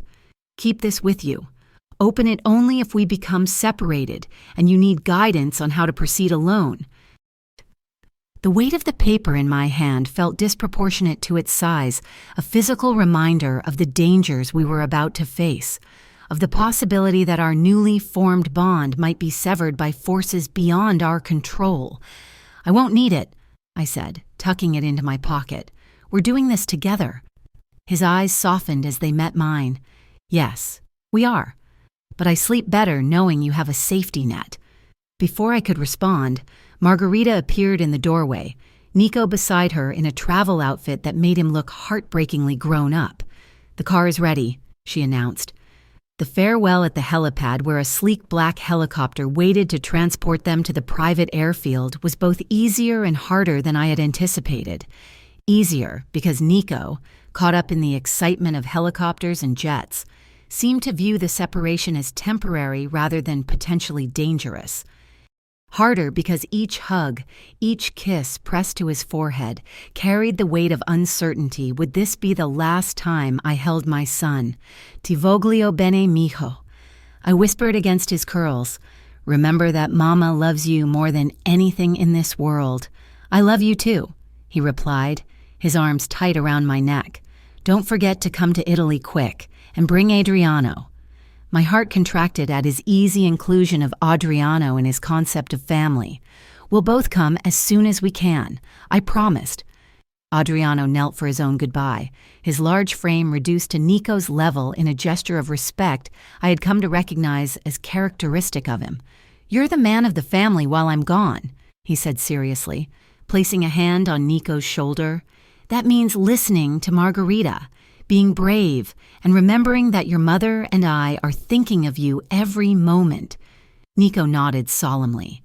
"I'll be brave, and I'll practice my chess moves for when you come. That's my boy." Adriano's voice caught slightly on the possessive, a slip that revealed how deeply he had come to care for my son. He reached into his pocket, withdrawing a small object, an antique-looking coin on a leather cord. "This is for you. It's very old, from Italy. My father gave it to me when I was about your age, to keep me safe on journeys." He slipped the makeshift necklace over Nico's head, the coin resting against his chest. "Now it will keep you safe until we're together again." My son's fingers closed around the coin, his expression serious beyond his years. "I'll take care of it," he promised. Then they were boarding, Margarita's hand firm but gentle on Nico's back, guiding him up the steps. He turned at the door for one last wave, his smile brave despite the uncertainty in his eyes. As the helicopter lifted off, blades slicing through the morning mist, Adriano's arm encircled my waist, anchoring me as I watched my heart fly away across the treetops. "He'll be safe," Adriano said, his voice carrying absolute conviction. "Margarita would die before letting any harm come to him. I know, I whispered, though the knowledge did little to ease the physical ache of separation. It's the right decision. The only decision. He turned me gently to face him, his eyes intent on mine. Now we focus on ending this, on making it safe for all of us to be together again. The plan we had formulated was both simple in concept and complex in execution. We would deliver copies of Sophia's evidence to 3 separate entities simultaneously: a trusted contact in the Justice Department, an investigative journalist known for exposing government corruption, and an international law enforcement agency beyond Whitman's influence. The simultaneous disclosure would ensure that even if one avenue was compromised, the others would still bring the truth to light. But first, we needed to extract ourselves from the upstate property without being tracked, no simple feat when dealing with adversaries with federal resources at their disposal. "We leave at dusk," Adriano said as we re-entered the lodge. "Separate vehicles, separate routes, meeting at the safe house in Brooklyn." He moved to a wall safe concealed behind a landscape painting, entering a code to reveal its contents. "You'll need this." He withdrew a handgun, checking it methodically before extending it to me. I hesitated, having never held a firearm in my life. "I don't know how to use that." "Then I'll teach you." His expression was grim but determined. "I hope you never need it, but if you do, I want you to be prepared." The next hours were spent in intensive instruction: how to hold the gun properly, how to aim, how to make each shot count. Adriano was a patient teacher, his hands steady as they guided mine, his voice calm as he explained the mechanics of life and death contained in steel and powder. "Remember," he said as I practiced my stance, "this is a last resort. If we're separated, your priority is to reach the safe house, not to engage, not to fight back unless absolutely necessary." By late afternoon, I could load, aim, and fire with reasonable accuracy skills I had never imagined acquiring. Certainly not under the tutelage of a man I had once feared but now trusted with my life. As the sun began its descent toward the horizon, Adriano received a call that changed his demeanor instantly. His posture stiffened, his voice dropping to a register I had come to recognize as his business tone, controlled, authoritative, brooking no argument. "When?" he demanded of the caller. "Are you certain? Send me the footage immediately." He ended the call, his expression hard as granite as he turned to me. "They've found us." A drone was spotted over the property perimeter 10 minutes ago. Fear clutched at my throat. How this place is supposed to be secure, untraceable. Nothing is truly untraceable with enough resources. Adriano was already moving, gathering essentials, his movements economical and precise. "We need to leave, now, not at dusk, immediately." The urgency in his voice propelled me into action. I grabbed the go bag we had prepared close. Cash, the USB drive with Sophia's evidence, and now, the gun he had given me. Within minutes, we were heading for the garage, where multiple vehicles waited. "Take the Range Rover," Adriano instructed, handing me a set of keys. "The route is programmed into the GPS. Drive exactly the speed limit, not faster, not slower. If you're stopped for any reason, use the second identity in the glove compartment." "Where will you be?" I asked, suddenly terrified at the prospect of separation. "Right behind you in the Audi. We'll stay in contact via the secure phones." He cupped my face in his hands, his gaze intense. "If anything happens, if we're separated, follow the instructions in my letter. Trust no one except the contacts named there." "Adriano," my voice caught, the reality of our danger suddenly overwhelming.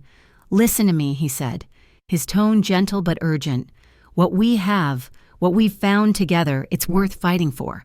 Remember that, no matter what happens in the next hours or days. Remember that."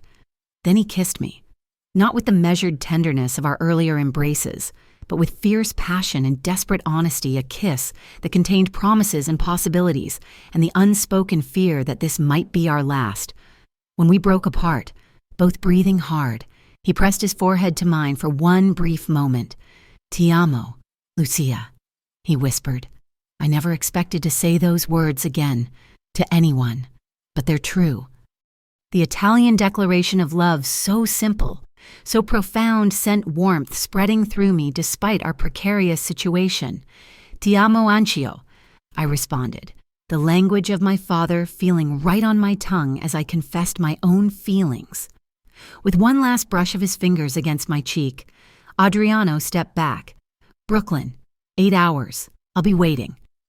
Then we were in separate vehicles, pulling out of the garage in opposite directions, a tactical decision to divide any pursuit, to increase at least one of our chances of reaching safety. The roads leading away from the lake house were winding and dark, tall pines creating tunnels of shadow broken only by my headlights. I drove with hands clenched tight on the steering wheel, constantly checking the rearview mirror for signs of pursuit, the weight of the gun heavy in my jacket pocket. For the first hour, everything proceeded according to plan. Adriano's voice came through the secure phone at regular intervals, terse check-ins confirming he was still en route, still free. The knot of anxiety in my chest began to loosen slightly. Perhaps we had overreacted. Perhaps the drone had been a coincidence rather than a harbinger of danger. Then, as I rounded a curve on a particularly isolated stretch of mountain road, I saw them black SUVs blocking the way ahead, lights off, a deliberate barrier impossible to miss even in the gathering darkness. I slammed on the brakes, the Range Rover skidding slightly on the damp pavement. Before I could reverse, more headlights flared to life behind me. I was boxed in, trapped. With shaking fingers, I grabbed the secure phone. "Adriano!" I gasped when he answered. "They've found me. Black SUVs. Front and back." His curse was vicious in my ear. I gave him the location from the GPS. "There's no way around them." "Listen to me carefully," he said, his voice commanding calm despite the situation. "Do exactly as they say. Don't resist. Don't argue. I'm turning around now, but I'm at least 30 minutes from your position." "Adriano, I will find you," he promised, steel and fire in his tone. "Whatever happens, wherever they take you, I will find you. Remember the letter if we're separated. And remember what I told you, what we have is worth fighting for. I love you," I said again, needing him to hear it one more time. "Ti amo, bella mia. Stay alive. I'm coming for you." The call ended as men in tactical gear approached my vehicle. Weapons drawn, I raised my hand slowly, making no move toward the gun in my pocket. As Adriano had instructed, "Don't resist. Don't argue. Stay alive." "Lucia Romano," the lead agent called. "Step out of the vehicle slowly. Hands where we can see them." I complied, heart hammering against my ribs, legs unsteady as I emerged into the cool night air. The man approached, his face grim beneath the brim of a cap emblazoned with 3 familiar letters, FBI. "Lucia Romano, you're being detained as a material witness in an ongoing federal investigation," he announced, producing handcuffs. "You have the right to remain silent." As the cold metal closed around my wrists and the Miranda warning continued, I scanned the surrounding woods, the road behind me, searching for any sign of Adriano, but there was nothing, only darkness, the distant cry of an owl, and the knowledge that I was now alone in the hands of people who might be working for the very man who had orchestrated my parents' disappearance. "Stay alive," Adriano had said.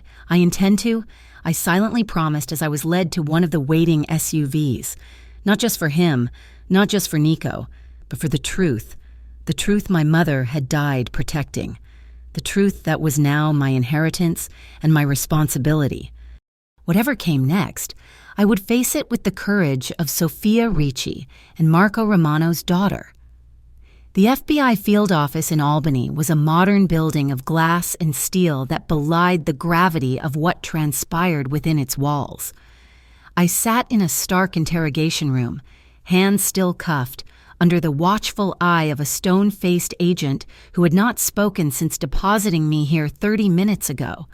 My mind raced through scenarios, contingencies. The USB drive with Sophia's evidence was gone confiscated along with my phone, bag, and the gun I'd never had the chance to use.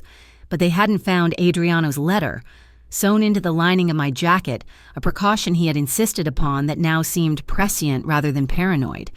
The door opened, and a man entered tall, distinguished, with silver hair and the practiced smile of someone accustomed to authority. I recognized him immediately from news photographs, though he was older now than in the images Sophia had collected. Thomas Whitman, deputy director of the FBI, the man implicated in my parents' disappearance.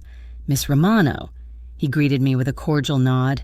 I apologize for the dramatic nature of your invitation to join us, but given your association with known criminal elements, my agents felt caution was warranted. He took the seat across from me, dismissing the other agent with a flick of his hand. Once we were alone, he studied me with the calculated interest of a scientist examining a specimen. "You look very much like your mother," he observed, the casual reference to Sophia confirming my worst fears. This was not a random FBI detention. Whitman knew exactly who I was, why I mattered. "I wouldn't know," I replied, keeping my voice steady despite the rage and fear churning within me. "I never knew her." A flicker of something amusement crossed his features. "No, I suppose you didn't. A tragedy. That Sophia was a remarkable woman." "Was," I challenged, watching his face carefully for tells, for confirmation of what Adriano and I suspected but couldn't prove. Whitman sighed, leaning back in his chair. "Miss Romano, let's dispense with games. We both know why you're here." "Do we?" "Because I was under the impression I was being detained as a material witness. Yet I haven't been told what case I'm supposedly material to." His smile tightened, the mask of cordiality slipping slightly. "You've been spending too much time with DeLuca. You're picking up his legal nuances." He folded his hands on the table. "Let me be direct. The FBI has been investigating Adriano DeLuca for numerous federal crimes, including racketeering, money laundering, and conspiracy. Your involvement with him places you in a precarious position." "My involvement," I repeated, deliberately vague. "I work at his restaurant." "Or I did, before someone detonated a bomb in his penthouse." "Miss Romano," Whitman's voice hardened, "we have surveillance of you at his upstate property. We know about your son being sent to Italy with DeLuca's housekeeper, or should I say, his longtime security operative. We know about the encrypted USB drive Adriano recovered from Salvatore DeLuca's safe." He leaned forward. "What you apparently don't know is that you're being manipulated by a dangerous criminal who is using your family history for his own ends." I maintained a neutral expression, though my mind was racing. How much did he actually know? Was he fishing, hoping I would fill in the blanks? "My family history," I echoed, neither confirming nor denying. "Your mother was an FBI agent who disappeared 20 years ago," Whitman stated flatly. "She was working undercover in the DeLuca organization when she vanished, along with your biological father, Marco Romano." So he did know, or at least, he knew the official version. What he might not know was how much I had learned about his own role in their disappearance. "If you know that much," I said carefully, "then you know why I might have questions about what really happened to them, questions the Bureau has never adequately answered." A flash of irritation crossed his face. "The Bureau conducted an exhaustive investigation. Sophia and Marco were believed killed by Salvatore DeLuca after her cover was compromised. Their bodies were never recovered, but the evidence of their murder was conclusive.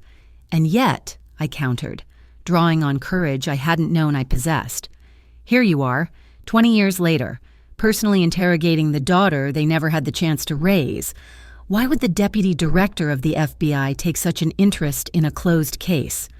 Whitman's expression hardened, the pretense of civility falling away entirely.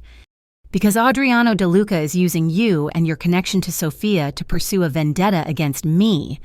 He's constructed an elaborate fiction, convincing you that I was somehow involved in your parents' disappearance." So he did know about Sophia's evidence, or at least suspected its existence, but he was probing, uncertain of exactly what we had discovered. "I never mentioned you being involved," I said, allowing a hint of confusion to enter my tone. "Why would Adriano have a vendetta specifically against you?" A muscle ticked in Whitman's jaw a tell, a crack in his composure. "DeLuca has been trying to legitimize his organization for years, distancing himself from his uncle's more direct methods. My task force has been the primary obstacle to that goal. He's attempting to discredit me to neutralize the investigation." It was a plausible cover story, I had to admit. If I hadn't seen Sophia's evidence with my own eyes, hadn't heard her name Whitman specifically in her video testimony, I might have been swayed. If that's true, I said, then I've been misled, but that still doesn't explain why I'm being detained rather than simply questioned. For your own protection, Whitman asserted, regaining his composure. DeLuca is dangerous. Miss Romano. The civilized facade he presents is just that, a facade. Beneath it lies a man every bit as ruthless as his uncle, merely more sophisticated in his methods. I thought of Adriano with Nico, teaching him chess with infinite patience, of his hands on the piano, coaxing beauty from ivory and wood, of his lips against mine, whispering "Ti amo" with raw honesty. Those moments weren't facade, they were glimpses of the man beneath the armor, the man who had chosen a different path than Salvatore while navigating the same treacherous waters. If you're trying to protect me, I said, you have a strange way of showing it, ambushing me on a dark road, separating me from my son, holding me in handcuffs without formal charges. Necessary precautions. Whitman stood, signaling the end of our conversation. You'll be held overnight while we continue our investigation. I suggest you use this time to reconsider your allegiances.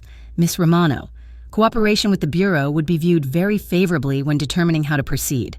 And if I don't cooperate, his smile was thin, cold, then things become considerably more complicated for you, and potentially for your son in Italy.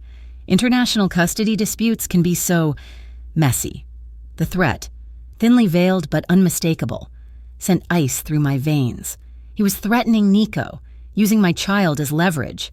In that moment, any doubt about Whitman's corruption, about his complicity in my parents' fate, evaporated. Think it over, he said, moving toward the door. We'll speak again in the morning. After he left, I was escorted to a holding cell, small, austere, but not overtly punitive, a courtesy detention, the agent called it, though the locked door suggested otherwise. Alone, at last. I carefully extracted Adriano's letter from my jacket lining, unfolding the pages with trembling fingers. His elegant handwriting filled the paper. Instructions detailed and precise. Lucia, if you're reading this, we've been separated. Don't panic, don't despair. Everything we've planned for has contingencies. If you've been detained by federal authorities, say nothing.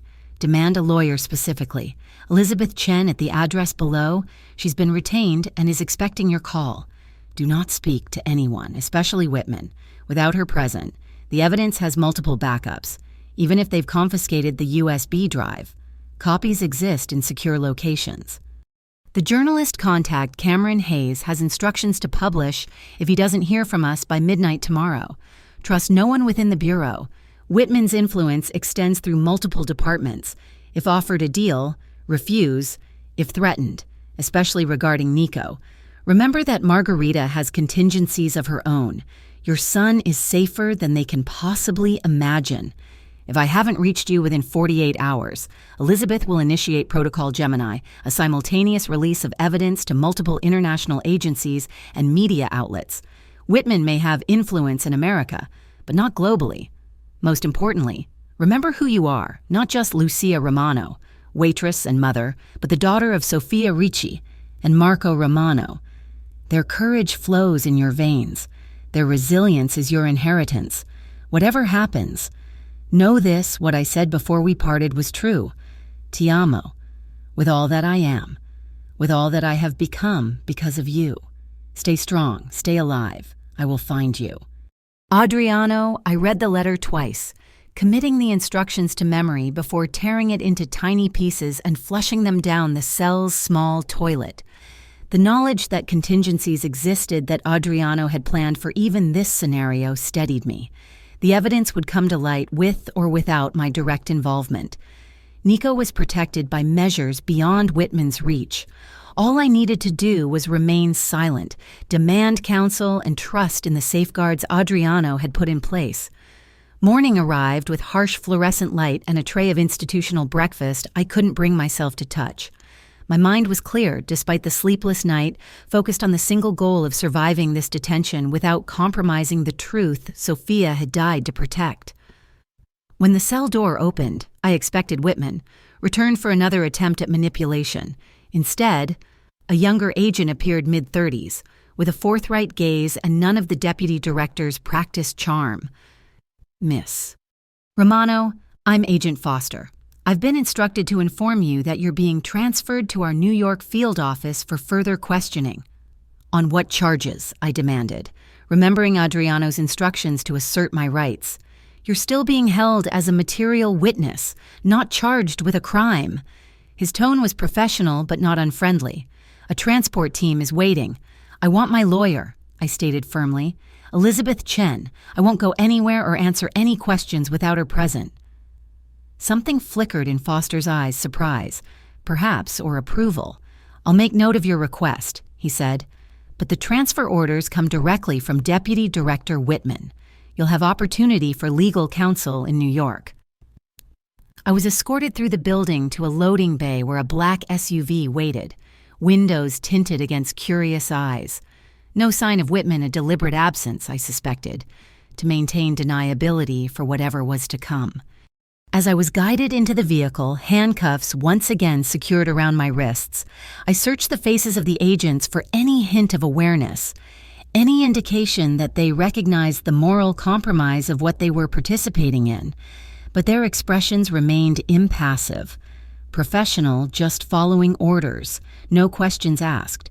The drive began in silence. 2 agents in the front seats, me alone in the back. Through the windows, I watched Albany recede, giving way to the forested landscapes of upstate New York. My thoughts turned to Adriano. Where was he now? Had he evaded capture? Was he even now implementing one of his contingency plans to secure my release? An hour into the journey, my questions were answered in the most dramatic fashion possible. The SUV rounded a curve on a secluded stretch of highway, only to confront a massive black semi-truck parked sideways across both lanes, creating an impassable barrier. Our driver cursed, slamming on the brakes, the vehicle skidding to a halt mere feet from the truck's trailer. "What the hell?" the agent in the passenger seat muttered, reaching for his weapon. Before either could react further, the doors of the SUV were wrenched open from both sides. Men in tactical gear, faces obscured by balaclavas, weapons trained with professional precision, surrounded the vehicle. "Federal agents, identify yourselves," our driver shouted, drawing his sidearm. "Lower your weapons," a calm voice responded from beyond the circle of men. "We have no quarrel with you personally, only with your mission." Adriano stepped into view, immaculate in a charcoal suit despite the circumstances, his bearing that of a man accustomed to command. He surveyed the scene with cool assessment, his gaze finding mine through the window, a nearly imperceptible nod acknowledging my presence. "My safety." "DeLuca," the agent in the passenger seat growled. "You're making a serious mistake." "On the contrary," Adriano replied, his voice level. "I'm preventing one. Your superiors have not been forthcoming about the nature of your assignment today." He approached the driver's side, maintaining a respectful distance. "You believe you're transporting a material witness. In reality, you're participating in an extrajudicial rendition authorized by a corrupt deputy director hoping to eliminate evidence of his crimes." The agents exchanged glances, uncertainty creeping into their previously resolute expressions. "That's bullshit," the driver said, though with less conviction than before. "We have orders directly from Deputy Director Whitman. Yes, the same Thomas Whitman who conspired with Salvatore DeLuca for nearly 2 decades. Adriano interrupted. "The same Whitman implicated in the disappearance of FBI agent Sofia Ricci and her informant, Marco Romano, 20 years ago." He nodded to one of his men, who approached with a tablet.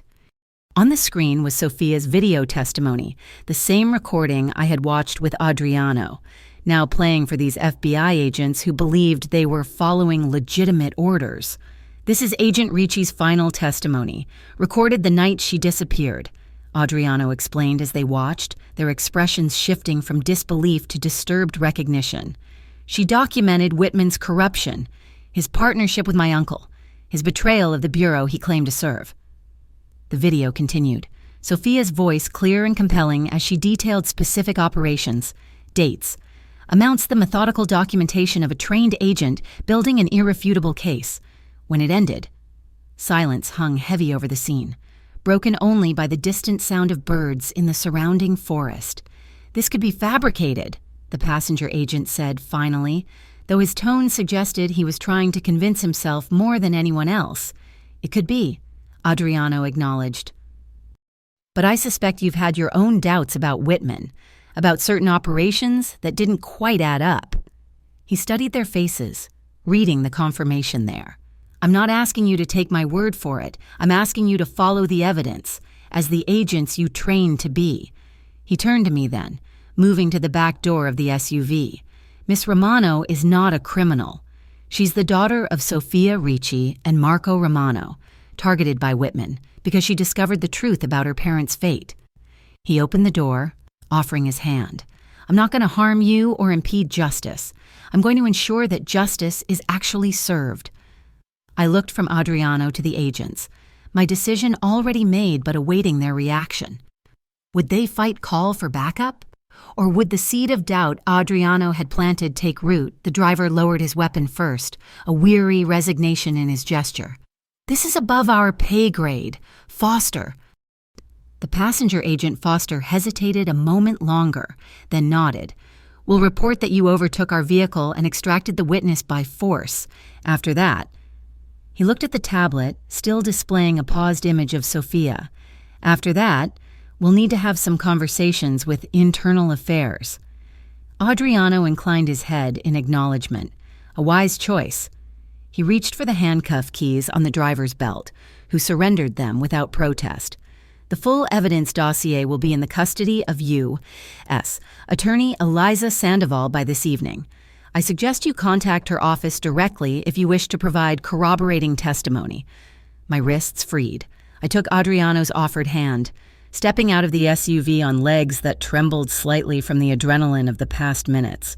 His fingers tightened around mine, a brief, reassuring pressure that conveyed more than words could in that moment. "You have 30 minutes, Foster said, checking his watch. "After that, protocol requires us to report the ambush." "Understood."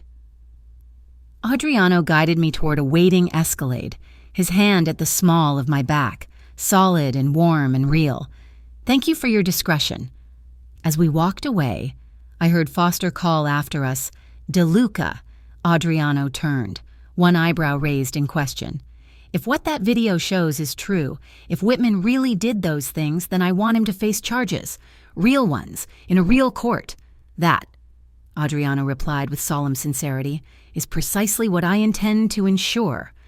Inside the Escalade, with his security team efficiently dispersing to their own vehicles, Adriano finally turned to me fully, his composed facade melting away as he gathered me into his arms, his embrace fierce with relief and contained fear. "I thought I'd lost you," he murmured against my hair.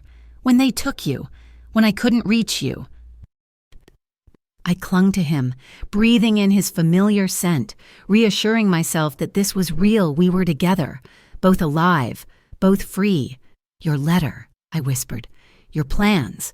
They gave me hope when nothing else could." He drew back slightly, his hands framing my face as his eyes searched mine for signs of trauma or distress.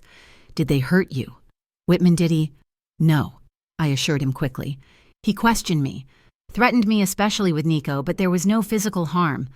I hesitated, then added, "He knows about the USB drive, about Sophia's evidence. He tried to convince me you were manipulating me, using me for some vendetta against him." Adriano's jaw tightened. "Of course he did. It's what men like Whitman do, twist the truth, just enough to create doubt, to make their victims question reality itself." His thumbs brushed my cheeks gently. "But you didn't believe him." "Not for a second," I confirmed. "I've seen who you are.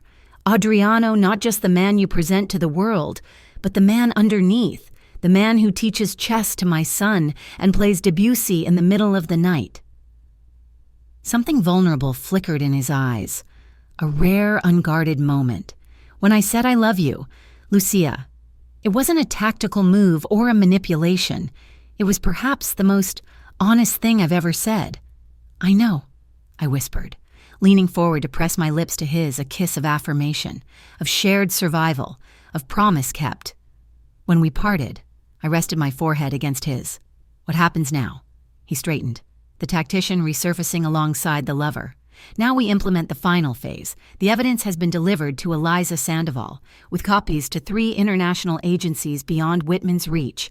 The journalist, Cameron Hayes, has a feature ready to publish in tomorrow's New York Times. He checked his watch. By this time tomorrow, Thomas Whitman will be facing the most serious corruption charges in Bureau history. And us, I asked, the question encompassing so much more than our immediate safety. Adriano's expression softened. A jet is waiting at a private airstrip 20 miles from here. If all goes according to plan, we'll be in Italy with Nico by tomorrow evening. And if things don't go according to plan, his smile held the confidence of a man who had spent a lifetime preparing for contingencies. Then we adapt, together. As the Escalade pulled away, heading toward the future we had fought so hard to secure, I leaned into Adriano's embrace, no longer afraid, no longer uncertain. Whatever came next, we would face it united by a bond forged in danger, but sustained by something far more powerful, the truth of who we were together, and the love that had bloomed against all odds in the shadow of secrets long buried. 1 year later. The terrace of Villa Serena overlooked Lake Como, its stone balustrade draped with wisteria in full lilac bloom. Morning sunlight danced across the water, turning it to liquid gold where it lapped against the private dock below. In the distance, the peaks of the Alps stood sentinel, still snow-capped despite the warmth of late spring. I cradled a cup of espresso between my palms, savoring the perfect bitterness against my tongue, the perfect beauty of the view before me. Even after a year, I hadn't tired of this, the quiet splendor of our Italian sanctuary, the peace we had fought so hard to secure. "Mama, watch me," Nico called from the dock, where he stood poised at the edge, swim trunks bright against his sun-browned skin. "I'm watching." "Mijo," I called back, smiling as he executed a cannonball into the clear water, sending up a spray that glittered like diamonds in the morning light. "Form needs work," a deep voice observed from behind me, amusement warming the critique. But the splash was impressive. Adriano stepped onto the terrace, fresh from his morning swim, hair still damp, a towel draped around his neck. He bent to kiss me, his lips cool against mine, tasting of lake water and possibility. "Buongiorno, Bella," he murmured, straightening to pour his own espresso from the silver pot on the table. "Sleep well." "Very," I replied, a private smile playing at the corners of my mouth as I recalled exactly why I had slept so soundly. The night before, with Nico at a sleepover with the ambassador's son who had become his best friend. Adriano and I had rekindled the passion that still burned as brightly as it had in those first dangerous days of our relationship. He caught my meaning, a matching heat kindling in his gaze. "Perhaps we should arrange more playdates for our son," he suggested, his voice dropping to a register that still sent shivers down my spine after all this time. "Perhaps we should," I agreed, reaching across the table to thread my fingers through his. Our life here was not what either of us had imagined a year ago, but it was, in many ways, more fulfilling than either of us had dared to hope. After the evidence against Thomas Whitman became public, after his arrest and the subsequent investigation that exposed decades of corruption within certain divisions of the FBI, we had expected to return to New York, but Italy had claimed us, offering not just safety but a chance at genuine reinvention. Adriano had transferred control of his legitimate American businesses to trusted lieutenants, severing ties with the shadowy aspects of his former life. Here in Italy, he had channeled his business acumen into ventures that bore scrutiny: boutique hotels, a small chain of upscale restaurants, art galleries in Milan and Rome. His past was not erased. Men like Thomas Whitman had ensured that certain allegations would always circle his name, but it was increasingly overshadowed by his present. I had found my own path, using my language skills and newfound confidence to establish a translation service specializing in legal and literary works. The irony wasn't lost on me that the Italian my father had taught me as a secret code had become the foundation for a legitimate career, a bridge between worlds just as I myself had become. and Nico. My son had blossomed in this new environment, adding fluent Italian to his linguistic repertoire, excelling in an international school where his American origins were a point of interest rather than isolation. But the greatest transformation had been in his relationship with Adriano, from the tentative bond of those first days to the deep, unshakable connection they now shared. It wasn't formal adoption, not yet, though the paperwork waited in Adriano's desk drawer for when the time felt right, but in every way that mattered, in the chess games and swimming lessons and bedtime stories, in the gentle guidance and unwavering support. Adriano had become the father Nico had never known. "Penny for your thoughts," Adriano said, drawing me back to the present moment. I smiled, squeezing his fingers gently. I was thinking about how far we've come, how much has changed. "Regrets?" he asked, a shadow of his old uncertainty briefly crossing his face. "Not one," I assured him firmly. "Everything that led us here, even the fear, even the danger, it was all worth it for this, for us." His expression softened, the smile that was still rare in public but increasingly frequent in private transforming his features. "There are days I still can't believe it," he admitted, "that someone like you could love someone like me." "Someone like you," I echoed, raising his hand to press a kiss to his palm. "A man of honor, of principle, of extraordinary capacity for love." I held his gaze, ensuring he understood the depth of my meaning. "The past doesn't define you, Adriano. Your choices do. And every day, you choose to be a man worthy of love, mine, and Nico's." Before he could respond, the sound of wet footsteps announced Nico's return from the dock. He bounded onto the terrace, dripping lake water, grinning with the uncomplicated joy of childhood. "Did you see my splash?" he demanded, accepting the towel Adriano handed him with the easy familiarity of established routine. "Impressive volume," Adriano confirmed solemnly, though his eyes danced with affection. "But remember what we discussed about entry angle. The higher the angle, the bigger the splash," Nico finished, nodding seriously. "I'll practice more today. After your piano lesson," I reminded him gently. "Signora Bianchi will be here at 11. Nico groaned theatrically, though we all knew his protests were largely for show. He had inherited his father's ear for music, not David's, whose artistic pretensions had proven as shallow as his commitment, but Adriano's, whose soul responded to melody and harmony in ways that still surprised and moved me. "Can we go to the village for gelato after?" Nico bargained, already moving toward the French doors that led back into the villa. "If you practice diligently," Adriano agreed. "And remember, gentlemen always keep their word," Nico recited with a grin before disappearing inside, leaving a trail of wet footprints across the terracotta tiles. Adriano watched him go, something like wonder softening his features. "He reminds me of you, you know? That same inner strength, that same light. He reminds me of you," I countered, rising to stand beside him at the balustrade. "The focus, the determination, the heart beneath the discipline." We stood in comfortable silence for a moment, watching a sailboat glide across the lake, white against blue, serene in its passage. Then Adriano turned to me, taking both my hands in his. "I have something to ask you," he said, an uncharacteristic hesitation in his voice. My heart quickened. "Yes, I know our situation is unconventional. Our beginning was hardly traditional." His thumbs traced patterns on my skin, a grounding point of contact, but I find myself wanting certain traditions, certain commitments that I never thought would be part of my life. He reached into his pocket, withdrawing a small box of aged leather that looked as though it had been treasured for generations. "This belonged to my mother," he explained, opening it to reveal a ring of antique gold, a single perfect diamond capturing and refracting the Italian sunlight.